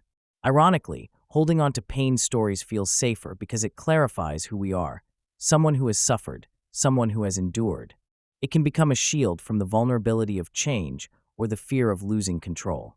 When we cling to these narratives, we maintain a familiar emotional landscape, even if it feels bleak or heavy. These stories quietly shape our habits, reactions, and even the choices we make without us fully realizing it, reinforcing a sense of safety rooted in familiar pain rather than openness to healing. Moving beyond pain-based stories requires a gentle curiosity about the stories we tell ourselves. Although the idea of changing deeply held beliefs can feel intimidating, it's important to approach this process with patience and kindness toward oneself. Instead of forcing a narrative shift or criticizing oneself for feeling stuck, begin by observing your current stories without judgment. Notice when you revisit certain themes of pain and acknowledge that these stories served a purpose at some point. Perhaps they helped you feel understood or kept you safe from abandonment or rejection. Recognizing these patterns without shame opens space for gentle exploration. Imagine your current story as a worn but familiar coat, comfortable but perhaps restricting. Then consider what kind of story you might like to wear instead, one that allows for more authenticity and self-compassion. One way to create new narratives is to intentionally tell different versions of your experiences. For example, instead of identifying solely with your pain, you might explore stories of resilience, moments of strength, or times when you coped with difficulty in a way that made you proud. These stories do not have to diminish your pain, but can coexist with it, offering a more complete picture of who you are. Incrementally, you can practice expressing your truths in small ways, whether by journaling, sharing with a trusted friend, or simply reflecting internally. This process of reframing helps you recognize your capacity for growth and change, and it invites acceptance of your whole self, the parts that have suffered and the parts that are still capable of healing. Creating space for new narratives also means welcoming the experience of vulnerability. It can be uncomfortable to entertain the idea that the stories you've relied on are no longer serving your highest good. But embracing vulnerability opens the door for self-expression and authenticity. When you start exploring stories of hope, courage, and resilience alongside pain, you allow those new facets of your identity to emerge gradually. The goal is not to erase your pain, but to weave it into a richer, more accepting self-view. One that includes the pain but also recognizes your strength, your capacity for change, and your potential to craft a story rooted in growth and self-compassion. Each small step towards telling a different story is an act of reclaiming your narrative, rather than letting pain exclusively define you. A simple practice that can support this shift is to write down personal stories from your life, focusing on different angles, what you learned, whom you've supported, moments of kindness and courage. Over time, these stories can help you develop a more balanced view of yourself. Remember, changing a story takes time and patience. It's not about forcing a new narrative overnight, but gradually opening space for new truths to surface and be integrated into your sense of self, ultimately allowing more authentic self-expression to flourish without the fear of losing safety. In the process of exploring new narratives, trust that growth often begins in small, quiet moments. Paying attention to how you talk to yourself, which stories you hold on to, and how you respond to your feelings can foster deeper understanding. Understanding that you are the author of your story, and that you hold the power to add, edit, or release certain chapters, gives you a gentle but empowering tool for transformation. Even when it feels risky, allowing yourself this exploration can gradually reveal a more expansive, compassionate inner landscape where pain and hope coexist, creating a richer sense of safety rooted in your truest self. One practical tip: dedicate a few minutes each day to reflect on an experience of pain and consciously think of alternative ways to interpret it. For example, if you experienced rejection, Consider what strengths you demonstrated in managing that rejection or what lessons you gained. Over time, this encourages a habit of seeing yourself not only through the lens of pain, but also through a lens of resilience and growth. Remember, the process is about kindness and patience, ultimately guiding you to a place where your story feels more aligned with your authentic self, allowing for honest, unfiltered expression and a deeper sense of safety in your evolving identity. The desire to be seen without being exposed. There are moments when we find ourselves sitting quietly late at night, eyes fixed on the ceiling, feeling a strange mix of longing and fear. It's a silent ache to be truly seen, by someone who understands and accepts all parts of us without judgment. At the same time, there's an instinct to pull back, to hide behind layers of superficiality, safeguarding ourselves from potential hurt. This tension is something many people carry silently. On the surface, we appear composed, but inside there's a quiet wish to be genuinely known while still avoiding the exposure that vulnerability can bring. This delicate balance between wanting intimacy and fearing rejection is often rooted in past experiences, where trusting others didn't always feel safe. Recognizing this longing as universal can help us feel less isolated in our struggles. Understanding that the desire to be seen without risking full exposure is part of being human. It's a tender dance, striving to connect deeply while holding back enough to preserve a sense of control and safety. Our internal world is a complex mix of desires and fears. On one hand, we crave authentic connection, sharing our dreams, fears, and hopes so others can truly understand who we are. On the other hand, revealing too much can make us feel exposed, vulnerable to judgment or rejection. This push and pull often leads to a kind of emotional limbo where we keep parts of ourselves hidden, carefully guarded behind walls built over time. Sometimes, this manifests in small ways, snapping at loved ones, withdrawing during difficult moments, or secretly crying when no one is around. Each act a covert way of managing that inner tension. The longing to be fully known without facing the discomfort of being rejected is rooted in a universal human need for safety and acceptance. It's a complex feeling, often accompanied by guilt or shame, especially when we notice ourselves holding back or feeling disconnected from those we care about. Understanding that this desire exists within everyone can be truly freeing. Many shy away from truly opening up because they fear losing control or being hurt, especially if past experiences have conditioned them to associate vulnerability with pain. This fear often leads to a protective shell that feels safe, but can also create loneliness. Learning to accept this internal conflict as normal allows us to treat ourselves with compassion, recognizing that no one is immune to these feelings. It's okay to want deep connection without risking everything at once. Our task becomes finding gentle ways to gradually lower those walls without overwhelming ourselves. Accepting this slow progression helps us stay connected to our truth while honoring our need for safety. This understanding becomes a foundation for building healthier, more authentic relationships where vulnerability is presented as an act of courage rather than a risk of betrayal. In the quiet moments when we feel the urge to open up but are held back by doubt, it can help to remind ourselves that vulnerability doesn't have to be all or nothing. Sharing a small piece of ourselves gradually creates a sense of control and safety, allowing trust to build steadily over time.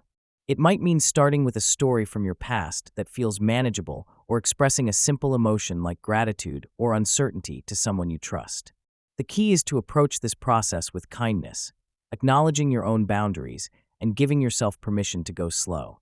Patience is essential since rushing into full disclosure can trigger feelings of shame or regret, which only reinforce the fear of exposure. Instead, view each small act of openness as a tiny step in a larger journey, celebrating that progress without expectations of immediate intimacy. Over time, these little acts accumulate, creating a foundation of trust both within yourself and with others, making it easier to gradually share more vulnerable parts of your story. Practicing this gentle sharing can involve various strategies. For example, setting aside a safe moment each day to acknowledge a small feeling or thought helps normalize your experience.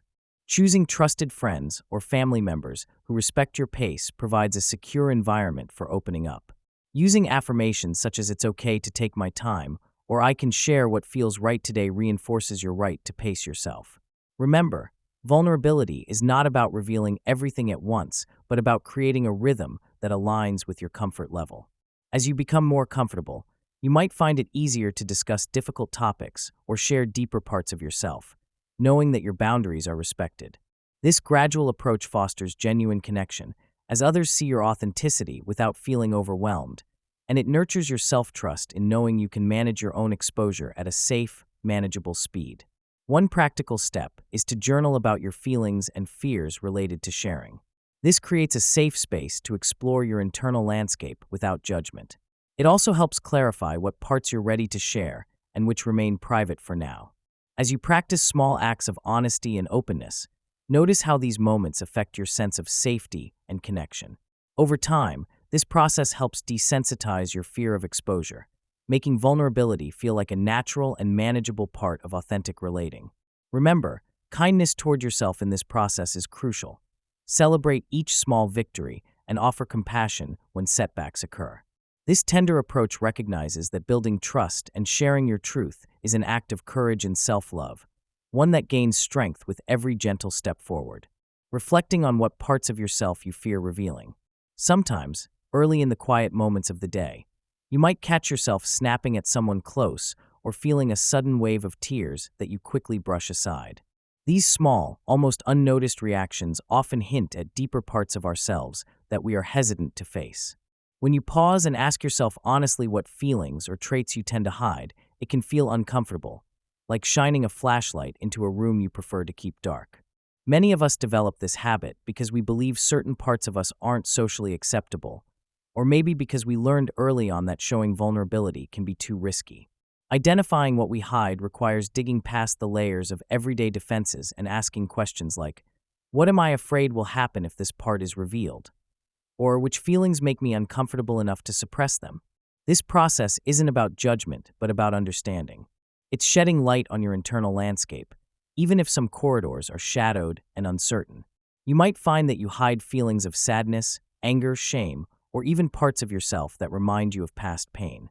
Recognizing these parts makes their presence real, no longer just quiet whispers, but acknowledged fragments of your experience. Be gentle with yourself as you explore these hidden spaces, knowing that every feeling you uncover is a step toward greater self-awareness and kindness. Understanding why you hide certain traits or emotions is equally important.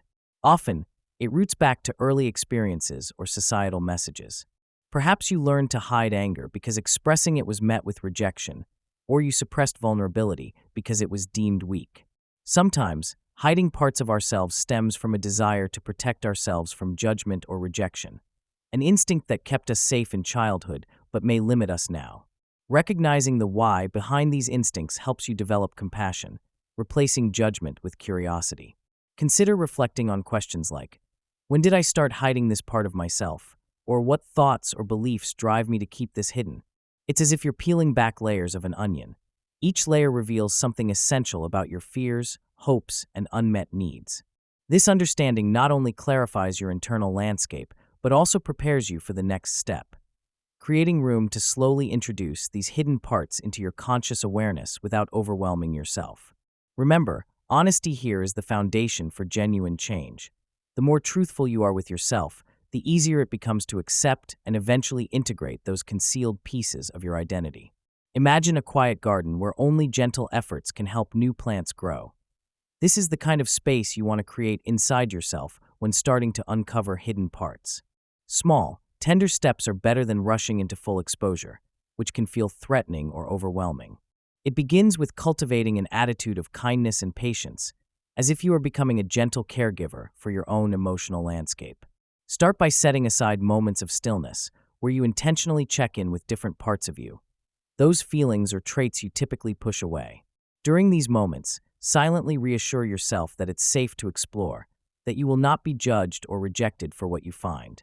You might picture this space as a cozy room or a safe clearing in a forest, where each part of you can come forward without fear.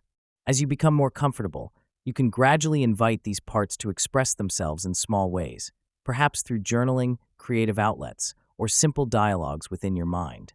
The key is to observe without forcing, creating a sense of curiosity rather than pressure. Remember, each step forward, no matter how small, is progress. Over time, these safe spaces help you build trust with yourself, making it easier to reveal and accept parts that once seemed impossible to face. This patient approach transforms the process of self-inquiry from something frightening into a gentle journey of self-discovery. One practical way to nurture these safe spaces is to develop a routine of self-compassion. When you notice yourself feeling vulnerable or overwhelmed, pause and remind yourself that it's okay to be uncertain and that your feelings are valid. Incorporate calming practices like deep breathing or grounding exercises to keep yourself anchored. You can also visualize a safe place, like a warm light surrounding you or a peaceful garden, where you can mentally retreat whenever needed. As trust deepens, you'll find that slowly, these hidden parts begin to let go of their defenses and emerge with less fear. This process isn't about forcing an immediate breakthrough, but rather about creating an environment in which vulnerability becomes less threatening. The more consistently you do this, the more natural it will feel to explore those concealed feelings and traits gradually. Remember, the goal is to create a foundation of trust within yourself, where honesty can blossom at its own pace, fostering acceptance and healing over time. Conclusion: your pain makes sense, but it doesn't have to stay. Every emotion has a reason, and every pattern serves a purpose. Sometimes, a simple moment like snapping at a loved one or feeling an unexpected wave of sadness can catch us off guard. These reactions often feel like small, uncontrolled outbursts, but beneath them lie messages waiting to be heard. Our emotional responses are not random. They reflect patterns rooted deep within us, shaped by past experiences and unmet needs. For example, digging into why we might get defensive during a disagreement can reveal unresolved fears of rejection or feelings of inadequacy. Recognizing these patterns is like shining a light on a hidden part of ourselves that we might normally ignore or suppress. Each emotional response is a clue, guiding us toward understanding what truly matters or what might be missing in our lives. Our history influences these patterns more than we often realize. Events from childhood, for instance, can leave lasting impressions that subtly dictate how we respond to stress or intimacy today. If someone grew up in an environment where expressing vulnerability was met with criticism, they might develop a tendency to shut down when feeling overwhelmed. These ingrained reactions serve a purpose. They are strategies meant to protect us, even if they no longer serve us well. Becoming aware of this connection transforms frustration into curiosity, helping us view old emotional patterns not as flaws, but as signals. By paying attention to what triggers us repeatedly, we can learn to decode our needs and begin addressing them consciously. It's helpful to look at these patterns as part of a wider mosaic that forms your inner world. Think of each emotion as a puzzle piece showing your underlying desires, fears, or unmet needs. For example, feeling constantly anxious in social settings may point to a need for safety and acceptance. Recognizing these patterns allows us to ask smarter questions about ourselves. Why did I react that way? What needs are going unmet? How can I respond differently in future situations? This process requires patience and honesty, but it can gradually unlock deeper self-awareness. The more we understand that our feelings are responses to complex histories, the less intense their hold becomes, opening space for growth and healing. When pain surfaces, whether through tears, anger, or helplessness, it often feels overwhelming. It's natural to want to push these feelings aside or escape from the discomfort altogether. Yet, pain isn't simply an obstacle. It is a messenger carrying vital messages about our inner truths. Imagine pain as a lighthouse beacon shining across foggy waters, alerting us to areas that need attention. Instead of seeing pain as the enemy, begin to view it as an invitation to listen kindly and carefully. This shift in perspective transforms suffering from something to be avoided into an essential part of our journey toward wholeness. Every time we experience distress, our mind and body are signaling that something is amiss. Perhaps a boundary has been crossed, a personal need remains unmet, or a deep wound needs gentle tending. Honoring pain involves acknowledging it without judgment, allowing ourselves to feel, cry, or express anger without shame. This process creates space for understanding rather than suppression. For example, if feelings of sadness emerge after a breakup, instead of pushing them away, embracing the sadness recognizes that it reveals a longing for connection or self-compassion. The pain becomes a guide helping us identify unresolved issues or areas where support is needed.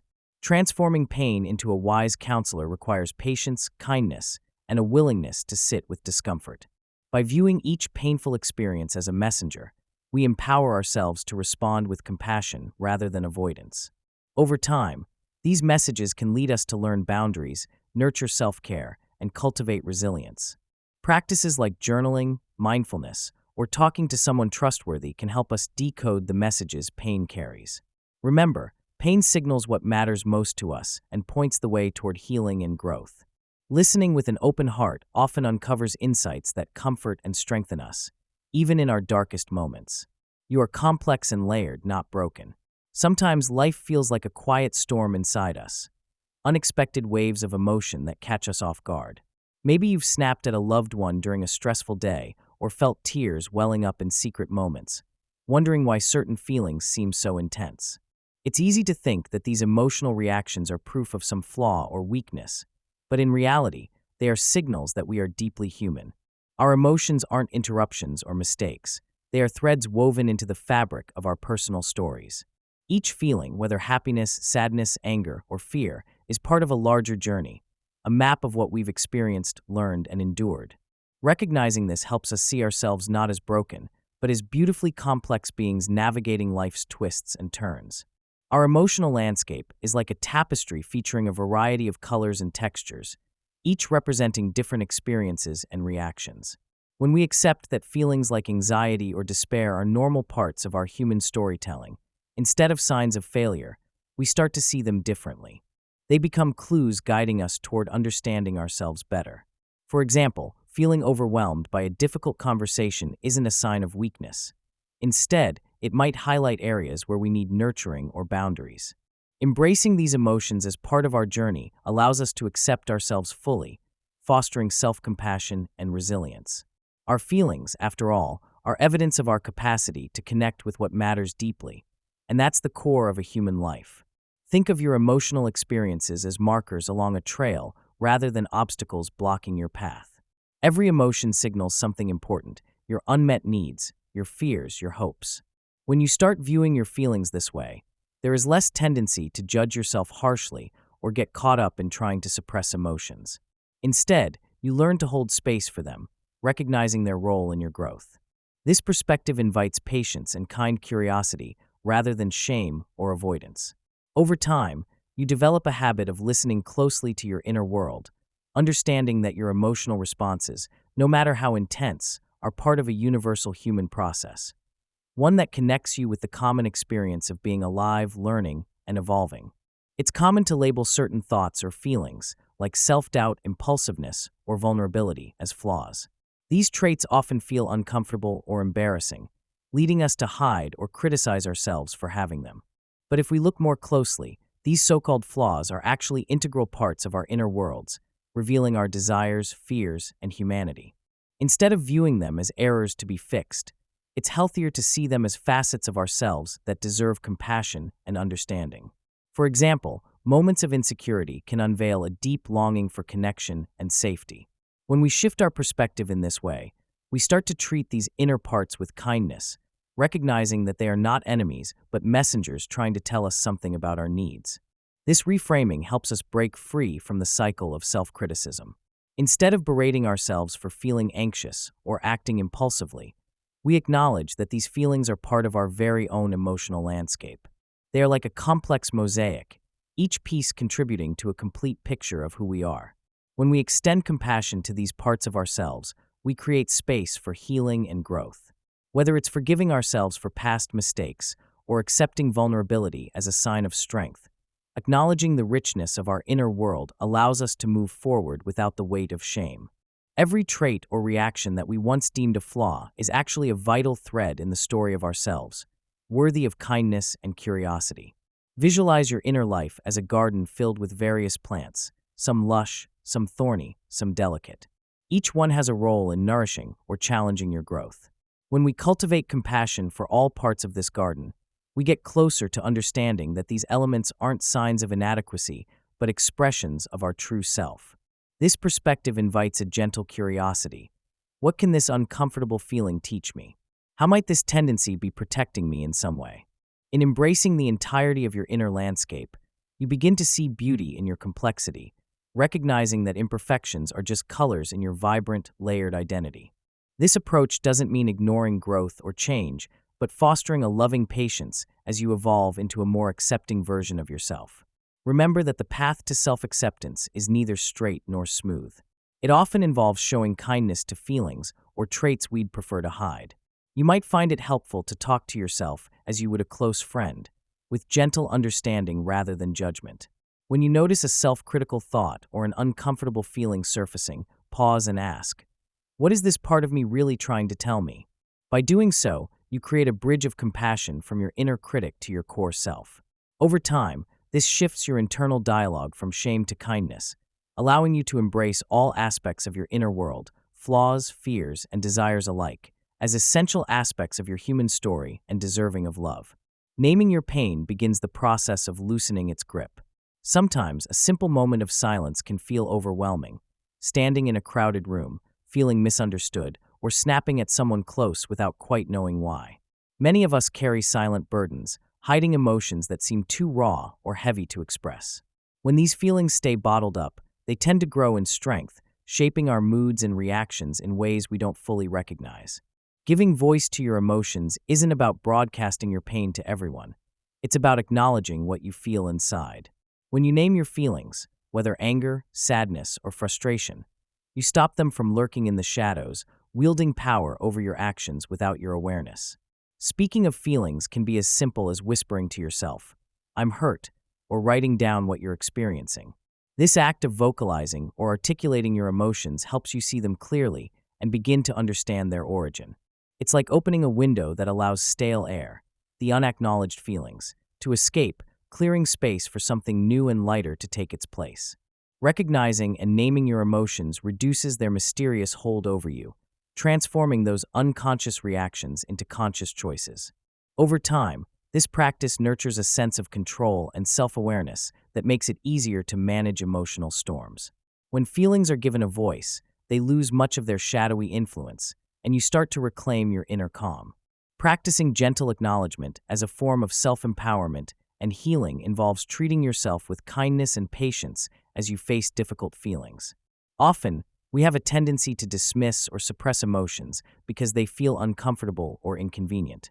But quietly acknowledging what's there, without judgment, creates a safer space for healing. For instance, if you notice yourself feeling anxious or sad, simply saying, "I see you," or "That's okay," can soften the sharp edges of those emotions. This gentle acknowledgement works as a bridge between ignoring pain and fully experiencing it. It allows you to hold your feelings without shame, which is a crucial step toward freeing yourself from their grip. In practice, it's about being present with your sensations, thoughts, and emotions as they unfold, instead of pushing them away or pretending they don't exist. This approach might feel small at first, but over time, it rewires your inner dialogue from resistance to acceptance. It then becomes easier to sit with vulnerability and trust that your emotional experience is valid and manageable. Recognizing feelings in this way empowers you to care for yourself and foster a sense of safety within, even during challenging moments. This act of tender acknowledgement becomes a quiet act of self-love, helping to dissolve the power those emotions once held over you. One practical way to incorporate this gentle acknowledgement into everyday life is through simple mindfulness routines. Taking a few moments each day to pause and check in with your feelings can make a noticeable difference. For example, sitting quietly with your eyes closed, you might notice where tension or discomfort resides in your body, and then name what you observe. Billets in your mind like anger, loneliness, or confusion become gentle companions rather than burdens. As you do this regularly, you build a habit of recognizing your emotional landscape without judgment or shame. This practice helps dissolve the misconception that emotions must be suppressed or ignored, fostering instead a compassionate relationship with oneself. It's in these small, consistent acts that deeper healing takes root, shifting the narrative away from self-criticism toward kindness and understanding. Over time, this can lead to increased resilience, allowing you to face emotional discomfort with curiosity instead of avoidance, gradually loosening the grip of pain and inviting peace within. Your healing can be gentle and uniquely yours. It's easy to get caught up in the idea that healing should happen quickly or in a specific way. But truthfully, each person's journey is as unique as their fingerprint. One day, you might find yourself feeling brighter and more grounded, while another day may bring emotional waves that seem overwhelming. Often, These fluctuations are natural parts of the process, reflecting your mind and body working through complex feelings and memories at their own speed. Remember that healing doesn't follow a line or a timetable. It's more like a winding path, full of gentle dips and rises. Recognizing this can bring a much-needed sense of relief and patience, allowing you to accept where you are right now without judgment or rushing. Whether you're grieving, recovering from trauma, or simply trying to find peace, trusting that your experience is valid helps to build resilience and encourages gentle progress. Everyone's needs and histories influence their healing process significantly. Some might need space to reflect quietly, while others benefit from external support like therapy or conversation with friends. Your emotional responses, thoughts, and behaviors all serve as clues about what feels right for you. For example, a person might need to spend time alone to process feelings, while another might find comfort in sharing their story repeatedly. Paying close attention to what sparks relief, safety, or a sense of calm in you helps tailor your healing journey. It's also important to accept that setbacks aren't failures, but part of the natural rhythm. Growth often involves moving back before moving forward again, much like a spiral that gradually expands outward. Trusting your inner clock and honoring your needs creates space for deep, authentic healing to naturally emerge over time. Healing grows stronger when you acknowledge that your experiences shape your progress uniquely. You might notice that certain approaches work better for you than others, or that some days are easier while others test your patience. By honoring your own pace, you give yourself permission to move through your feelings without pressure or unrealistic expectations. For some, healing may mean reconnecting with parts of themselves they had long neglected, gently allowing acceptance to blossom. For others, it might involve confronting difficult memories slowly, without forcing them to be resolved overnight. It's important to avoid comparing your journey to others' progress, because each experience carries its own lessons and timing. True healing is about recognizing and respecting your individual rhythm, which can be surprisingly gentle and surprisingly powerful at the same time. Often, in moments when emotions rise unexpectedly or old wounds resurface, it's tempting to be harsh on ourselves. But kindness becomes a vital anchor, especially during times when progress feels slow or tangled. Treat yourself with the same compassion you would show a close friend who is struggling. Instead of criticizing your feelings or thoughts, notice what they are telling you and respond with gentle curiosity. Patience, too, is an essential companion on this path. Healing isn't about rushing the process or forcing yourself to get over something quickly. It's about allowing space for your inner world to unfold naturally. Remember, every small act of patience, whether it's taking a deep breath before reacting or giving yourself permission to rest, contributes to building trust within yourself. These acts of kindness gradually help to soften the edges of pain and open the door to true self-acceptance. Practicing patience can be as simple as acknowledging that healing is a journey with its own timeline. Instead of pushing forward aggressively, view each step as part of a larger story that is still being written. It's understandable to feel frustrated when progress seems slow, but remind yourself that even tiny shifts are significant. Holding space for yourself means allowing your feelings to exist without trying to fix or diminish them right away. In this way, patience becomes a form of respect for your personal pace, encouraging a deep trust in your ability to heal in ways that are right for you. Combining kindness with patience fosters a safe environment where emotional wounds can gently fade or transform into sources of strength. Remember, healing is so much more than fixing. It's about caring for yourself through every moment, no matter how small that moment may be. So here we are, at the end, but not your end, because healing isn't a checklist. It's not about reaching some final version of you where pain never visits again. It's about becoming someone who can hear their pain without fearing it. Someone who can sit with hard feelings without losing themselves in them. If anything in this book made you feel seen, even just a little, I hope you know that was the point. You are not weak for hurting. You are human, and you are allowed to grow at your own pace. Thanks for walking through these pages with me. Be gentle with yourself. And if you ever forget that your pain has meaning, come back and read this again. With care. Mindful Literary.